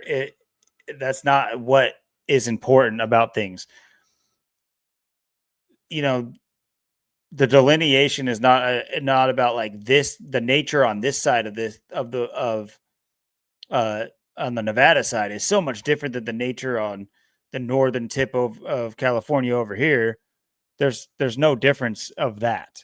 It's not like the squirrel in Nevada over here is the Nevada squirrel and it only does Nevada stuff. And then the Northern California squirrel, you'll notice that they're a little bit more squirrely and they Mm. have a little more tail action. It's like no, they're the same. It's like these lines are put there so that we, you know, back to football, back to sports, we have all these different um delineations of that give us a fake sense of like belonging to something that isn't what our true nature is, what we're supposed to belong to. What we're supposed to belong to is, in my opinion, is truth, righteousness, and that's different for everybody, probably, potentially, maybe not everybody, but it's different for a lot of people. But I think it's just morals. It's just like, you can simplify it to the golden rule. But really what it is right. The point being I'm trying to make is that these borders are in our mind as well. Like without the ink on the paper, we give ourselves those borders and we need to break those walls down mentally because that's not to say that anybody can come in your yard. I'm not it's a nuanced idea. But what I'm saying is piggybacking off what you're talking about, however, because I know exactly what you're talking about. The sentiment of California is like they're the dirt bag. These guys are the tax dirt bags. Just they get Gavin Newsom. California. Yes. Mhm. Exactly, dude. And they get these. They're what are they like? They're like cop outs. They're like black sheep. They're just blame magnets. When in reality, there's no difference from the guy who lives right here and the guy who lives right here. The only difference is the side of the road or whatever fence they have or whatever. There is zero there. The difference is mental. We need, if California is burning, we, as a people, we should be willing to help because there's no difference. And same with Canada, same with countries. I'm not talking about just states. I'm talking about countries. Like as a people, we should be like this. How have we gone this way? Like what was going on in like and first of all, history is up for debate. It's history is not any set history. There's no such thing as a set history. Definitely not the mainstream one. We can say for Yeah. sure that that one's not right. So knowing that that one's not right, we now have to go off and find our own and research our own and go off all these off stream topics and narratives to find the truth or the smidgens of truth that are left for us. How long is even human history? Do you think it's 64,000 million years? And do you believe that this bone can easily show what the Tyrannophloposaurus was about to think right before the meteor hit on a Wednesday? It's just like, are you subscribing to that history of humanity or whatever? Or are you subscribing to we crawled out of pond scum? Uh, in many ways, I think we're going into pond scum more than what Yeah. came out of it. But yeah, it's you made a great point. Yeah, the Californian cop out. California it's just the name of a territory. I mean, names do have meaning, but yeah, it's we get put too much credence on borders and names ourselves. We do our captors a service. Imagine if you had two um what are those where where like they grow cotton and have slaves, and what do they call those places? Plantations or Yeah, I mean, yeah, yeah, two plantations with and you were able to convince the slaves in each side of the plantation, that the other slaves were your enemy, type of thing. So it's like at the time you convince them of that, they're it's just the thing that are separating the fields is like an inch thick.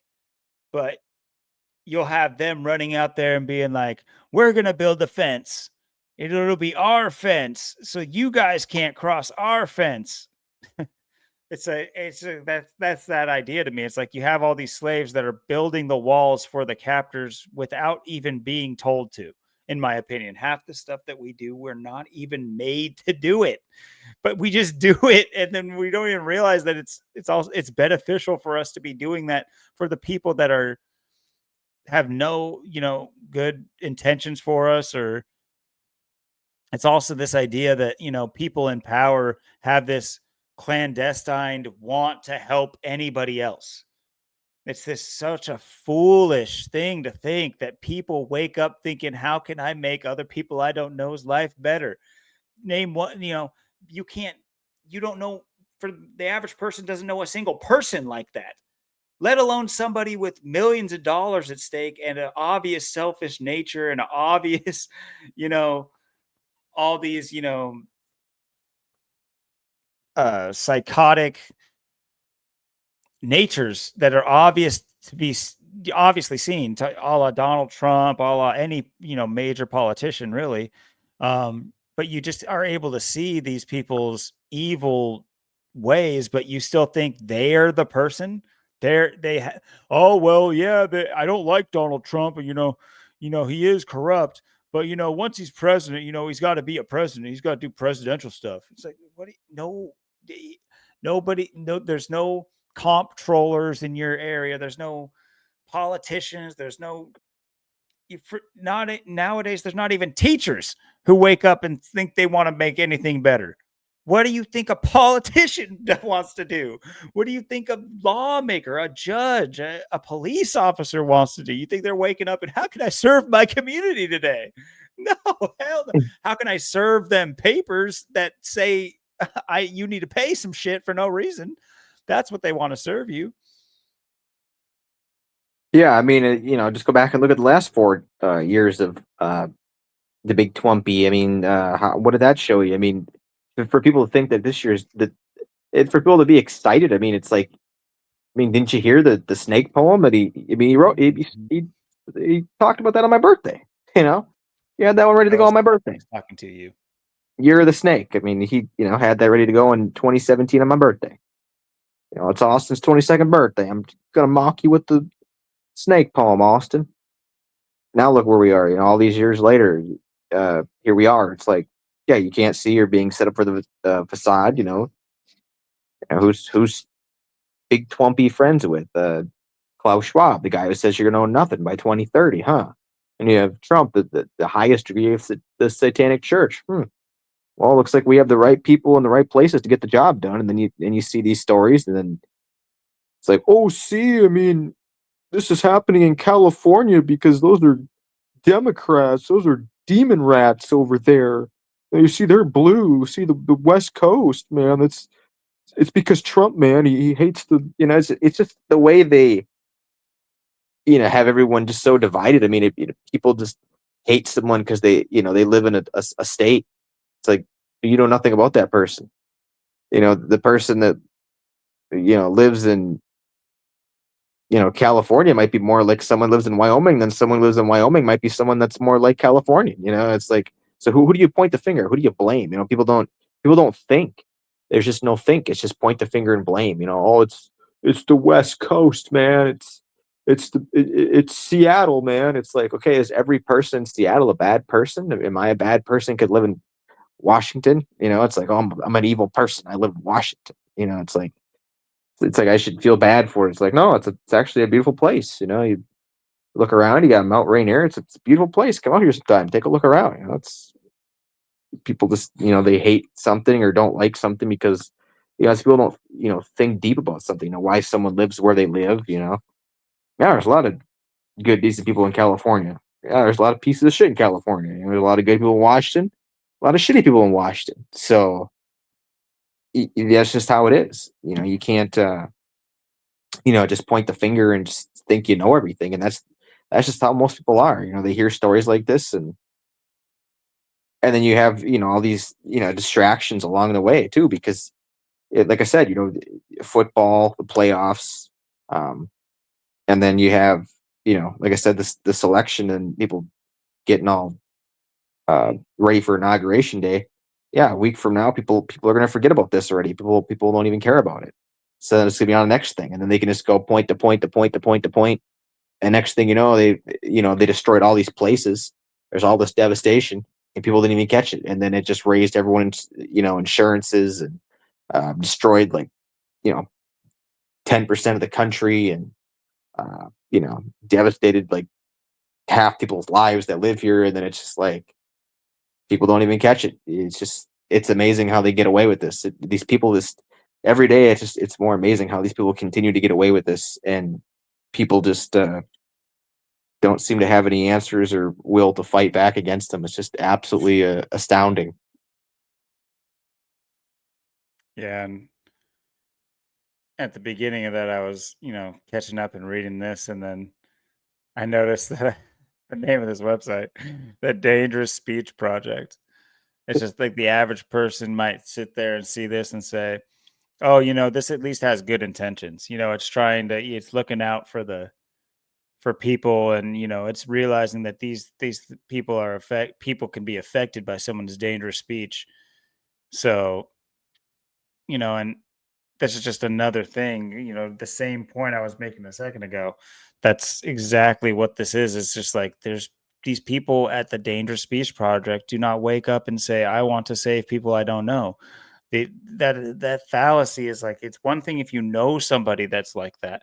It's another to rely on a government group or a government body to do that, and to have this weird thing that you think it's supposed to be like that, and like they said they were going to, or so at any point. There's no constitution, there's nothing in the law that says they have to do any of that. I don't know where they're getting this from. Like, I honestly don't know where the average person that gets the idea that the government's supposed to do certain things. I don't know where it's written. There, nobody has shown me, and I can't find where it says government is supposed to.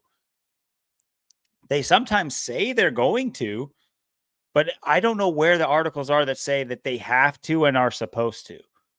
Those don't exist. The things that they have to do and are supposed to do, they do, and they're not good things. So why do we think they're going to do the good things and they're supposed to do the good things?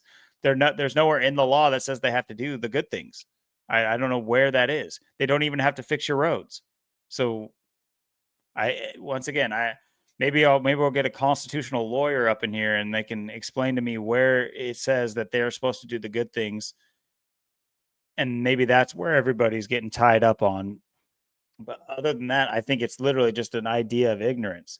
It's it's they pit these other countries. Oh, we're not communist China, like like pit the commies up again. We're not communist. So it's like, Yeah. then that puts that in their head that America as a whole has this idea that are they uphold a sense of betterness and more righteousness than another country does, which then puts in their head that there's at least some sense countrywide of not doing something that is guaranteed bad, like communism. And so then that can snowball into, oh, my local government, my country cares about me, so why wouldn't my state care about me? And it's just this constant thing. It's just like, whereas there's really no proof. I I'm a tax paying citizen, and you mentioned insurance earlier too. I think that's a front. It's something that people will be arguing about the price of insurance till the cows come home, but won't argue about the existence of it. The existence of it is the issue. That is like the big issue, is the fact that it exists. Insurance should only be personal. Personal, man to man, person to person, they can write a draft an insurance claim. That's my opinion. That a person can make a deal with another person entity, not a corporate entity make a deal with another person, which that gets into the whole topic of corporations and your role as a human being in your country. You're not sovereign. Um, we've talked about this multiple times. It plays into that like siesta levy rule from England that said everybody was declared dead or lost at sea, and they took possession of everybody's things and ruled you dead. And you could, in order to change it, you had to, prove that you're alive. Um, and the burden of proof is on you because they said you're dead and they're the rulers. Meanwhile, then you have America, the founding of America by British people. You think they just threw out everything? You think that they threw out the baby with the bathwater and just everything left? But we get New York, New Hampshire, all these British townships set up over here. Yeah, I don't think so. Maryland. Yeah, we were Yeah. escaping the Catholic Church. Let's go to Maryland. Let's get away from those crazy Catholics in Maryland. Let's go there. In Fuck. Virginia and Yeah, vagina, you know. exactly. You know what? Fuck it. More West Virginia too, dude. We're not done. I'm a virgin in vagina, Virginia. It's like how unoriginal too. It's like, what were there only 13 colonies before they started becoming states? It's like we can't have 50 unique state names. Do we really need two Dakotas? Do we really need two Virginias? What the fuck are we doing? This is so stupid to me. It's Yeah, like, two Carolinas, and why are then they two we'll have different states? this little tiny Rhode Island, this little speck Mhm. of land, then a big old Texas, you know. It could literally fit in any other state like multiple times, but it's a Yeah, state. Why? Why isn't like from Maine all the way to like, why doesn't Maine absorb Vermont, Connecticut, or like New York can take like, what is it, Connecticut? Ah, man, I haven't done these in a while. I used to know my US geology at least pretty good, or geography, I mean, not geology. I used to know every rock from every state. But yeah, the two tips of the corner should just absorb. Maybe make Maine a superpower state. Just have it absorb all the little guys and just become about the same size as New York, and then just have them. I don't know, and then have when the flood comes, they can both go away together because yeah, those states are commies. yeah. those liberal bastards. It's like no, but I don't like what all those Maine fishermen are doing out there. Cursing their crews and then driving in the fog. That's the if I was going to say anything about those liberal states up there, it's like I don't like their evil captains that cause evil fog to take over our towns. Yeah, the demon rats, the Democrats, the blues. Those, the Blue Man Group, Yeah, the Blue Man Group. Yeah, the Blue People's Group. So, yeah,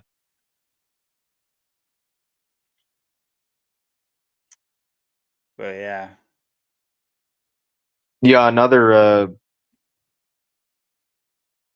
hellacious story too that had to get in there too was the on January 10th there was the Boeing 757. Surprised it wasn't a 747. But Even bigger. yeah, Delta Airlines had to be evacuated there at Atlanta airport after the engine fire takeoff. The pilots, be a 21-year-old aircraft, of course. Hmm. Got to get that in there. Received an indication of an engine issue. A spokesperson for Delta Airlines has confirmed that there were 201 passengers on board, along with four flight attendants and two pilots. Uh, Delta CNN. initially reported no one was injured, but a spokesperson for Atlanta Airport later said that four people had sustained minor injuries, one of whom had to be transported to the hospital. It was flight 2668, of course, from Atlanta to Minneapolis. So, Minneapolis, you had 38. You get the 44 kill, Atlanta. So that's interesting. Georgia there. And then you got it's interesting. It was aborted takeoff time was around 9:05 a.m. So 95 Jesuits on the 95th, had their birthday 95 days left to go in the year. Counter 95 Theses 95. It's always the big number always talking about. Um, yeah, I mean, this is just another one of these stories too, where it's like, it's just contrived, but yet it fits in. And this was just 2 days ago on the 10th. You like how CNN does it? Remember how it's just this is I love how these things get proved like mid in the stream or in the in the video. It's 201 people. This is one of the instances where you aren't vague. You don't need to say more than, less than, just say the number. But no, CNN, more than 200 people. How many more people? That's 296? No, one more person. It's like, well, why didn't you say 201 then? It's like almost like you didn't want to say it. Why wouldn't you want to say it? Just Yeah, holding the mic to Jake Tapper. Why didn't you say it though? It's just like somebody's got to start doing that. Just being like, just seeing them squirm and sweat. But yeah, initially I had the article pulled up, but I accidentally deleted it. So I clicked on the CNN one and look at they report it. It's just ridiculous. It's 201 exactly, more than 201. But then there'll be times where it's like they'll like approximately 201 people. It's like, what do you mean approximately 200 people? You wouldn't say approximately 217 people. 220 people is the approximation. Anyway, it's just hilarious how they do it. I can't find the one that I clicked on. Oh, no, that was it. Oh, this one. yeah, and they were caught up in Winter Storm Blair or whatever too. So you have all this going on here at the airport here in Atlanta. I also do see the beginnings of the info. Okay, so think about Biden when he first got in, how I think one of the main themes of Biden, actually, I think the main theme of Biden's presidency was exposing our incredibly old and messed up infrastructure. Talk about all the bridge collapses, the boats hitting bridges, um, the no, the train derailment was that Trump? That was all the way in. No, Well, that was just like 2 years ago. yeah, I'm tripping. Yeah, so yeah, yeah, no, yeah, of course, yeah, that's another plot point in what I'm talking about. Um, all this infrastructure, especially with the train derailments, because there were several train derailments too, not just that one. And then of course you have the bridge collapses, not only when he's coming to town to deliver a speech, but also on Nancy Pelosi's same day she's visiting was it Malaysia or some Asian country, is the a boat uh freighter boat from that country, or at least that ships from that country hits a bridge. um anyway, lots more about those things that I don't think we've covered yet on the channel. Um, there's so much new stuff all the time; it's hard to go back anymore. That's how they like it. But maybe if we have a daily podcast, we'd be able to get to it all. But Yeah.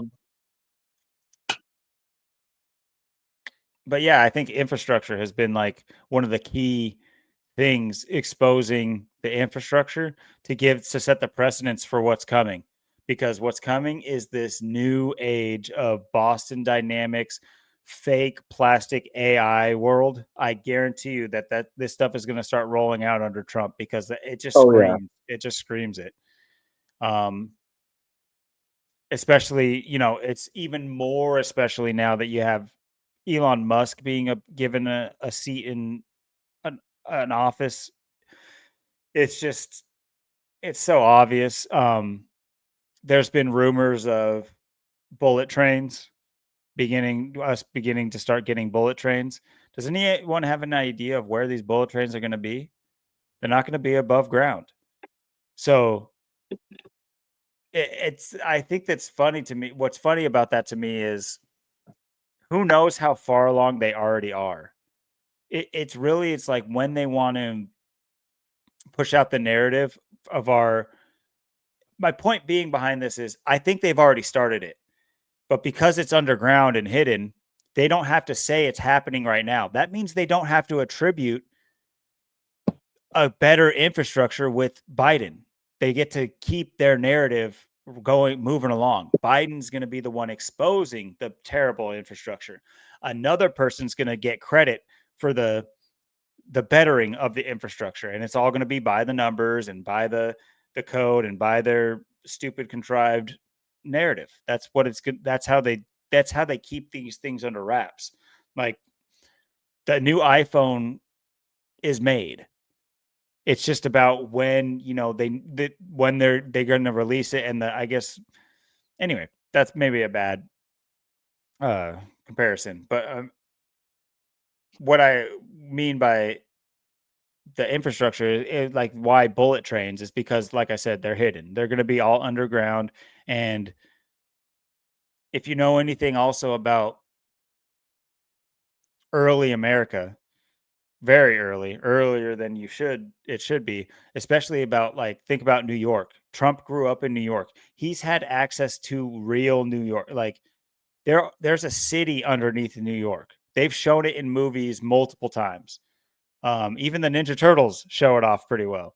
But they have infrastructure under New York that I would say is unexplainable, but it's not like accessible necessarily. So like you don't it's not like common knowledge to I think to a lot of people.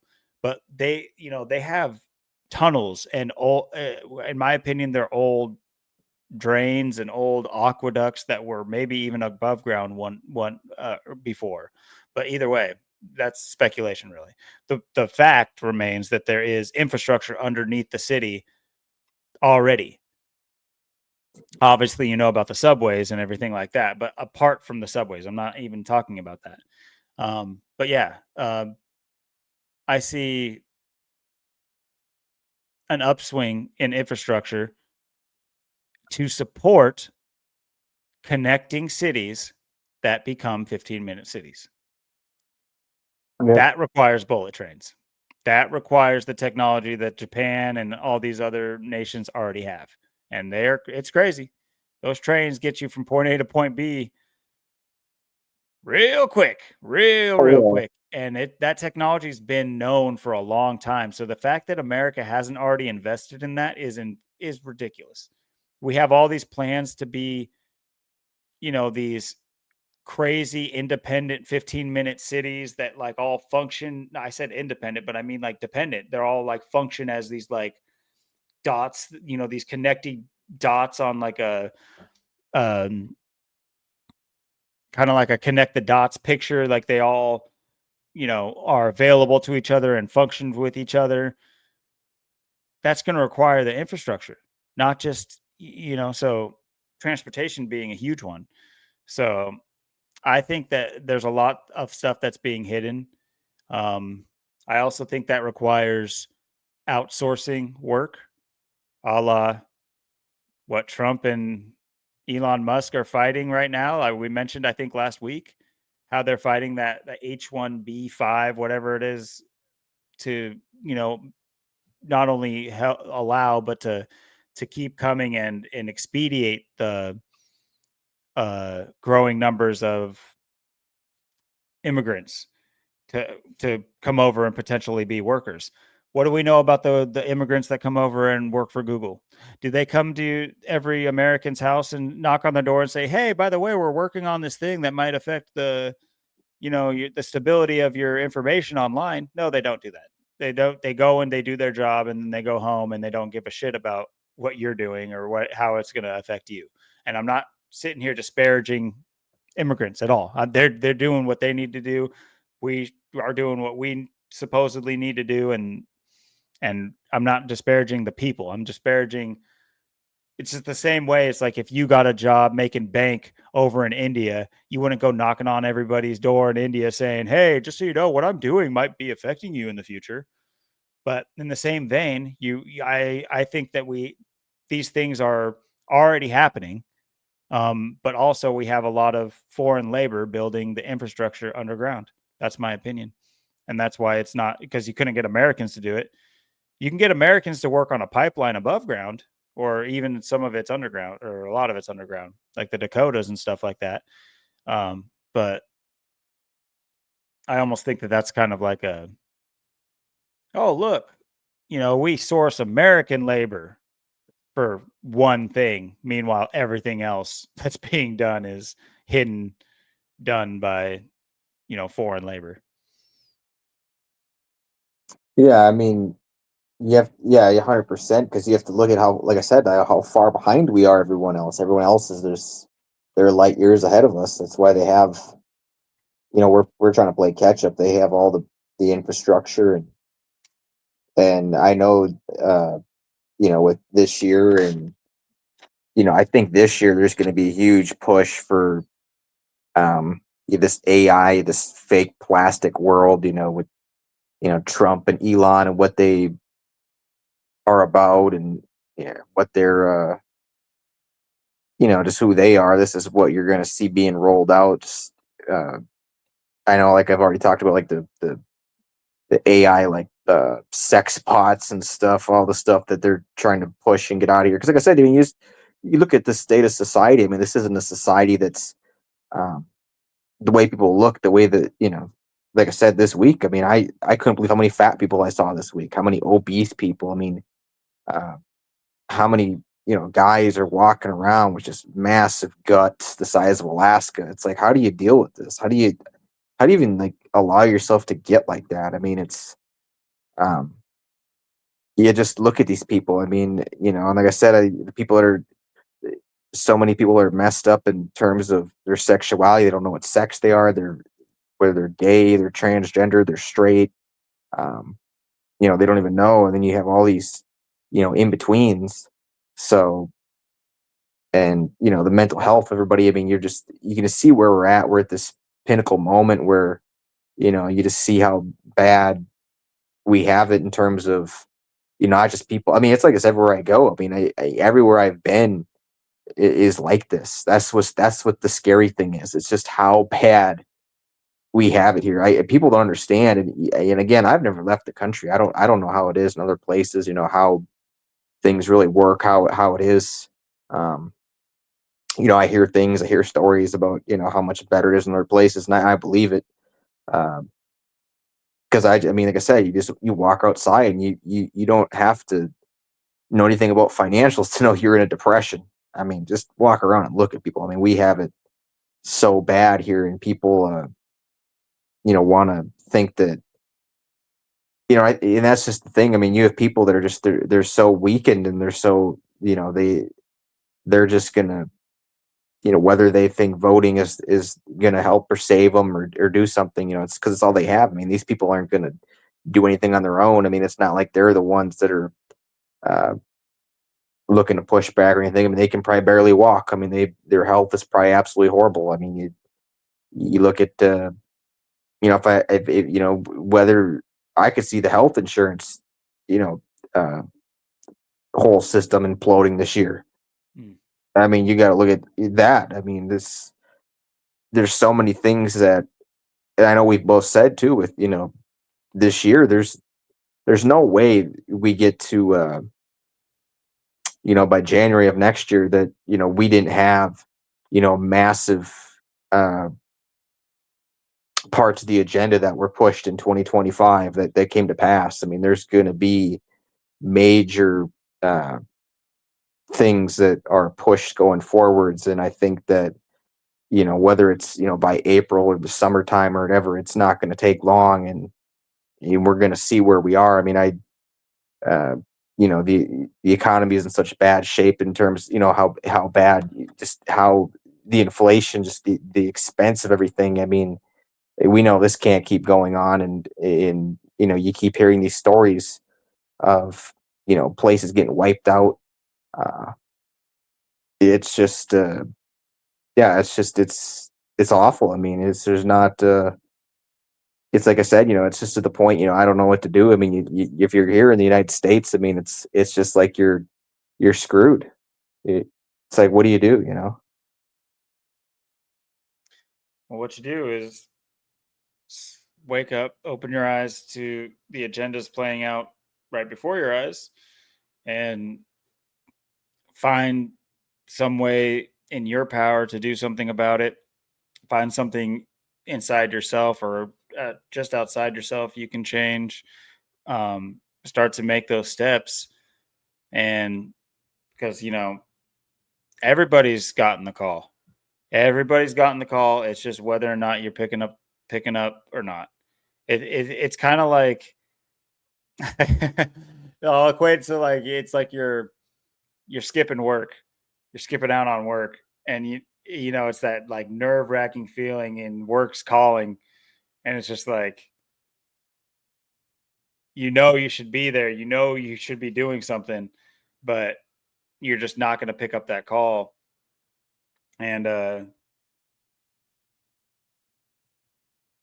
yeah, I mean, we're work right now. I hate to make that equate us to work, but in all honesty, in this analogy, the people that know, have a better understanding of what's going on and want to do something to change it and want to see the change happen in their lifetime, they we are calling you to come into work. It's it's one thing to be the one dipping out on work.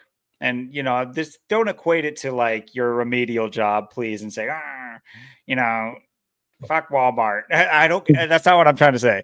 I'm saying, okay, let's even use Walmart. Fuck it. The people at Walmart, your fellow employees, you know how much more they need to work now for zero extra dollars. Yep. It's it's none of you guys should be working at Walmart. No, I'm not saying no one should be working at Walmart at all. It is what it is. Well, I do actually feel that way. That there's definitely certain corporations that nobody should work at. But it is what it is. It's not. That's isn't a condemnation at all.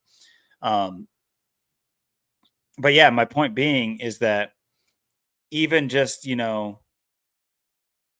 skipping out on that phone call, you might see it as you're screwing over, or you're doing something for yourself, or you see it through a selfish lens, but in reality, you have this group of people that needs you there, you know, big time, and that's basically how it is that we need a lot more people on board in order to get the job done, and as it stands, we have way too many people calling out of work and all at the same time. And we need some of these people to start, the lockdowns are over. It's time to take the damn mask off and let's get into work. And part of getting into work is realizing you never should have been wearing that stupid thing. Part of getting into work is realizing the systems that they have you under mentally and physically. Part of getting back into work is realizing that uh things like the things that you have to do in actual reality work wise that are whether it's insurance or half the bills you have to pay, they're arbitrary. Um, if you have any kind of, knowledge of our history, you realize that there was a time in our recent history that people were not needing to pay for for like electricity and certain things like that. Imagine, I think I've mentioned this before. Like we've looked at that huge. Remember that huge dam? Was that in Japan or China? Was it China? Yeah, this the heaviest, second heaviest man-made object in the world. Yeah, Once that's done being paid for, how could anyone have to pay for electricity ever again? That's what we should be working for. People that truly woke up and said, "I want to build something for humanity."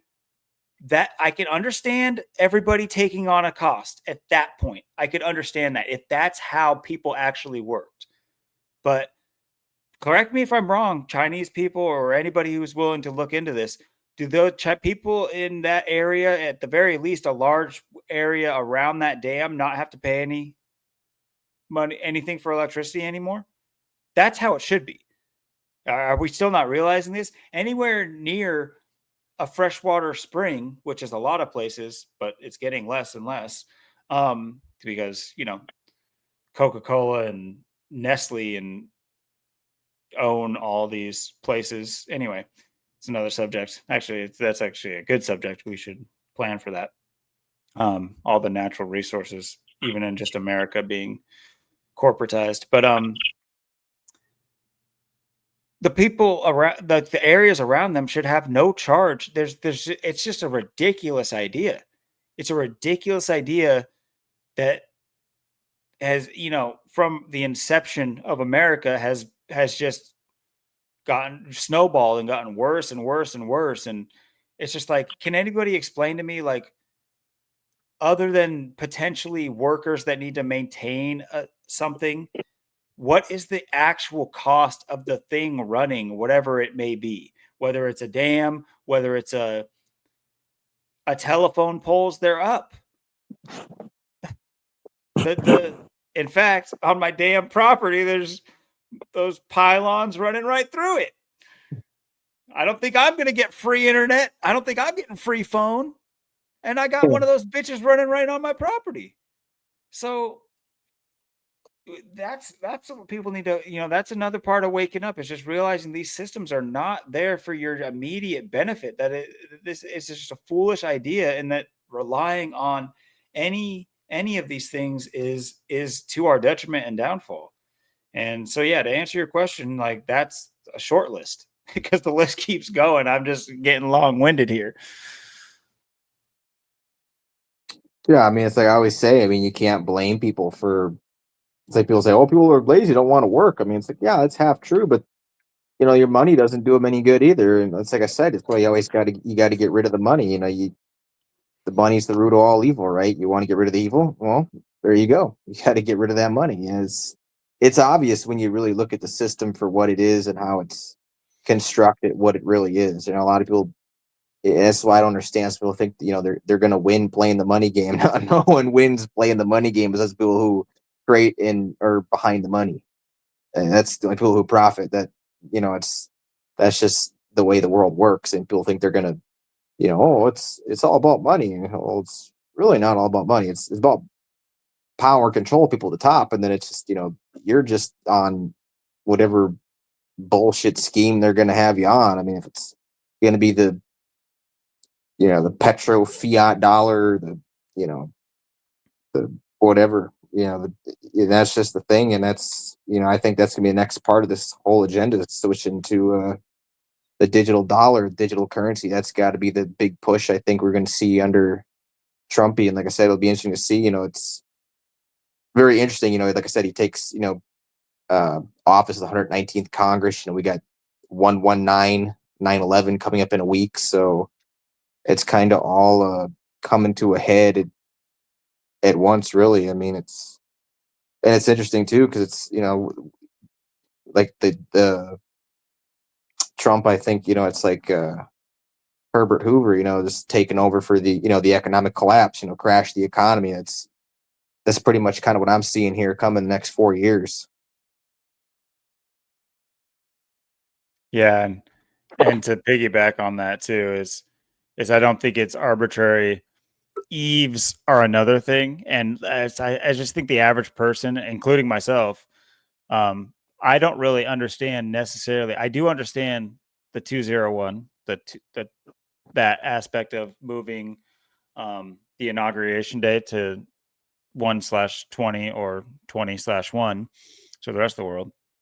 I totally understand that, and the evocation of that number for their cause. I understand that there's importance in this, whether or not it's just marking their territory or dog whistling or whatever it is. I'm not 100% on that. I will say that biblically, they say that 200 of the 600 angels fell. Throw in Lucifer, the cause for their fall, that does make 201. But as for potentially an even further route than the Jesuits, obviously the Jesuits being a anyway, not my point. My point being the eve of inauguration, it being 119.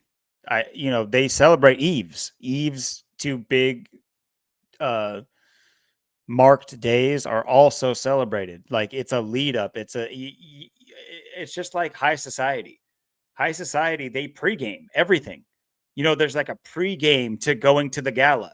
And then there's the gala, and then there's like after game. It's like that's how they do all those like high society. That's how they function. I actually looked into a lot to do with high society, especially in America, because I think a lot of people have such strange ideas about what America was and where we came from, and how long we've been doing certain things, or how long certain tendencies lasted, whether or not we were ever the Wild West. I think there's a lot of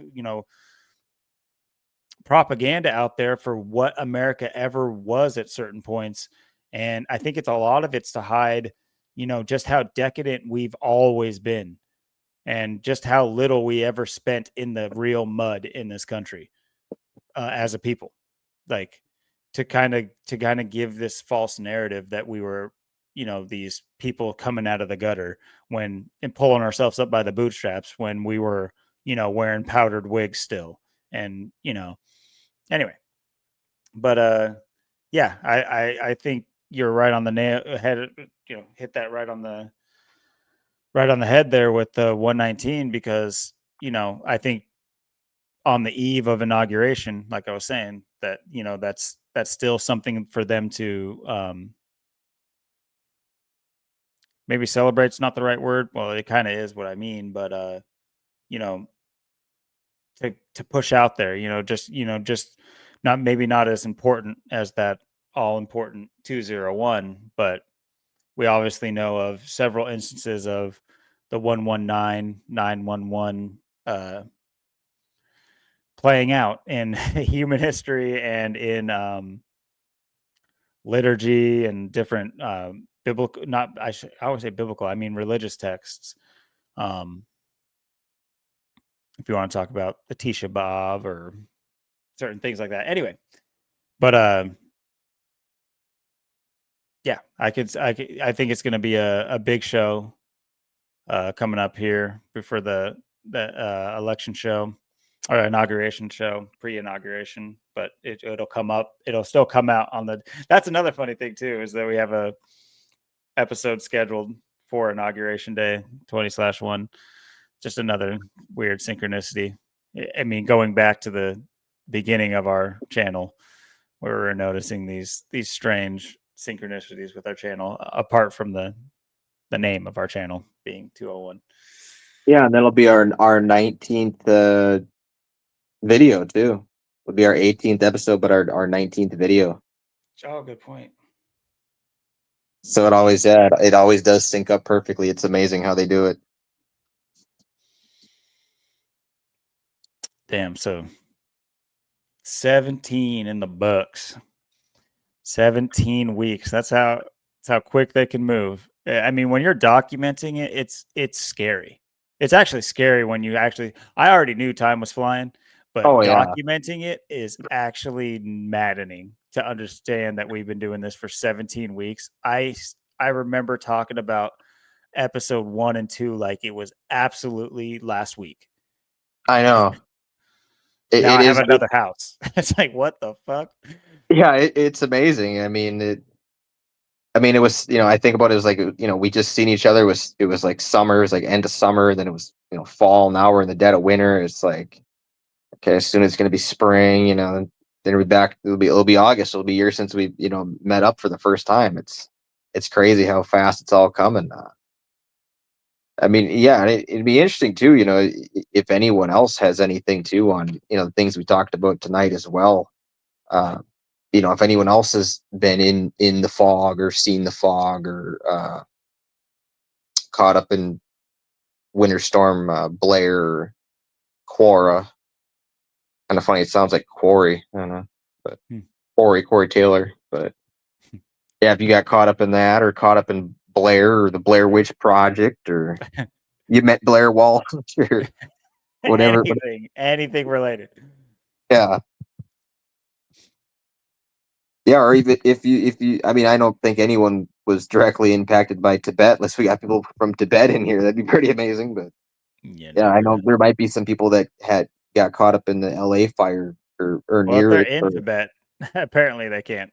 They don't have internet anyway. So that's pretty I amazing. think it'd be a crazier correspondence than just the earthquake. If someone did get a hold of us specifically, that would be like, whoa, we're in it now. The Matrix Yeah. found us. But yeah, Yeah, or if without you're caught up in the LA fires too, let us know if mm, you're down that area, you're involved in that, or because I know yeah, that's a because I lot don't of know people anyone live down. specifically in the community that reps I know LA other I know than some people, but King Richard being in California, but I don't know how close he was to that because he's been streaming throughout it, so I forget where he exactly is yeah, I'm sure none of resident. you guys were the 201 passengers on the the Atlanta flight either. So But if you're the if wife or you were husband that, or child of one of them, let us know what that yeah, was all about. Did your dad or mom take some extra money on the side to go pretend to be a passenger? Let us know. We're gonna be like those cheesy billboards for lawyers. did yeah, did your uncle uh tell you at the dinner party about how he was paid by the government to pretend to be in a shooting? Contact us. you know, we're the psyop exposers. All right. Well, without further ado, let's put a bow on 17 here, and dude, we're about to be of age. yeah. We're 17, gonna- we killed it. We killed it. 17. uh, yeah. Well, we're already an adult if you count the other one. We're about to go into chaos though with the 19th video. Oh yeah. True. True. It'll be True. it'll be chaos. Pure chaos. Hopefully, I'm ready for it. It's been too Oh yeah. tame. But yeah, without much else to go on here, I think that's a good spot to leave it. And like Austin said, any any really anything you guys got, but especially, I mean, if you guys want to be on the show, if anyone wants to be on the show, this is our running email for our platform, and obviously feel free to leave comments with whatever you have to say, whether or not what we say you don't like or how we say it you don't like. Apparently that's something that needs to be said. Who cares? Say whatever you got to say. We do try to respond to every single thing said. And oh, real quickly, just in case, God forbid, the person who left this comment watches all the way to the end. This will be how I know if they're a real one. Um, but we did get a comment asking us to look into, and I meant to say this at the very beginning. Dang it. Um, the QAnon conspiracy about this. Let's see here. I have it. Hold on. What was it called? It was long story short, because I don't have much to go on. I did end up going down a little bit of a rabbit hole because of it, because I couldn't find too much on this specific QAnon conspiracy. I found the actual it was having to do with 4chan. Have you ever heard of 4chan? I don't think so. It's like a it's like a more wild Reddit. It's like an archive site. But there's this conspiracy going around, or not going around, it's a actually older one about it's like a list of signs that the apocalypse is coming of some sort. Follow the queue. Dang, I found this really good website that detailed about it. But the point is, I'll try to like have it so I can bring it up next time. Um, it says these things in order, and I was trying to break it down for this guy, for this person who left the comment, um, to try to understand it because I said I would, and I wasn't able to gain that much. But what I ended up doing is one of them. One of the things said three branches will become one, and obviously that to me, I should say obviously, but to me that it, it's talking about the three branches of government, or at least could it be alluding to the three branches of government, or it could also be talking about. I've heard of the three sister cities, called that, the Vatican, um, the City of London, and Washington D.C. um, all sovereign sister cities. Anyway, so there's few different things I was looking into, but what I ended up doing is I went down this rabbit hole where it might be a bigger thing that I might have a huge presentation by the end of it, because I was looking at like, so I started looking into the House of Representatives and the legislative branch and the executive branch and that kind of thing. And I just went down the rabbit hole of the actual people in those positions. And it's just more and more. I was just like, oh, oh. And I just kept getting surprised by things that I never really, I got stuck on like literally the first clue to this QAnon 4chan conspiracy thing. But I did try to look into it. I've had an incredibly busy week, and hopefully I can put something out for you eventually. It might not end up being so much about the 4chan conspiracy more than it will just be exposing a lot of craziness in our branches of government that everyone should already know about, but more detailed about it. But yeah, I just want to throw that out there so that, because I did see your comment, I responded to it, and I did plan on having something for you, but I kind of got lost in the shuffle. And hopefully I can have something more eventually down in the pipeline. But anyway, now without further ado, deuces. Peace.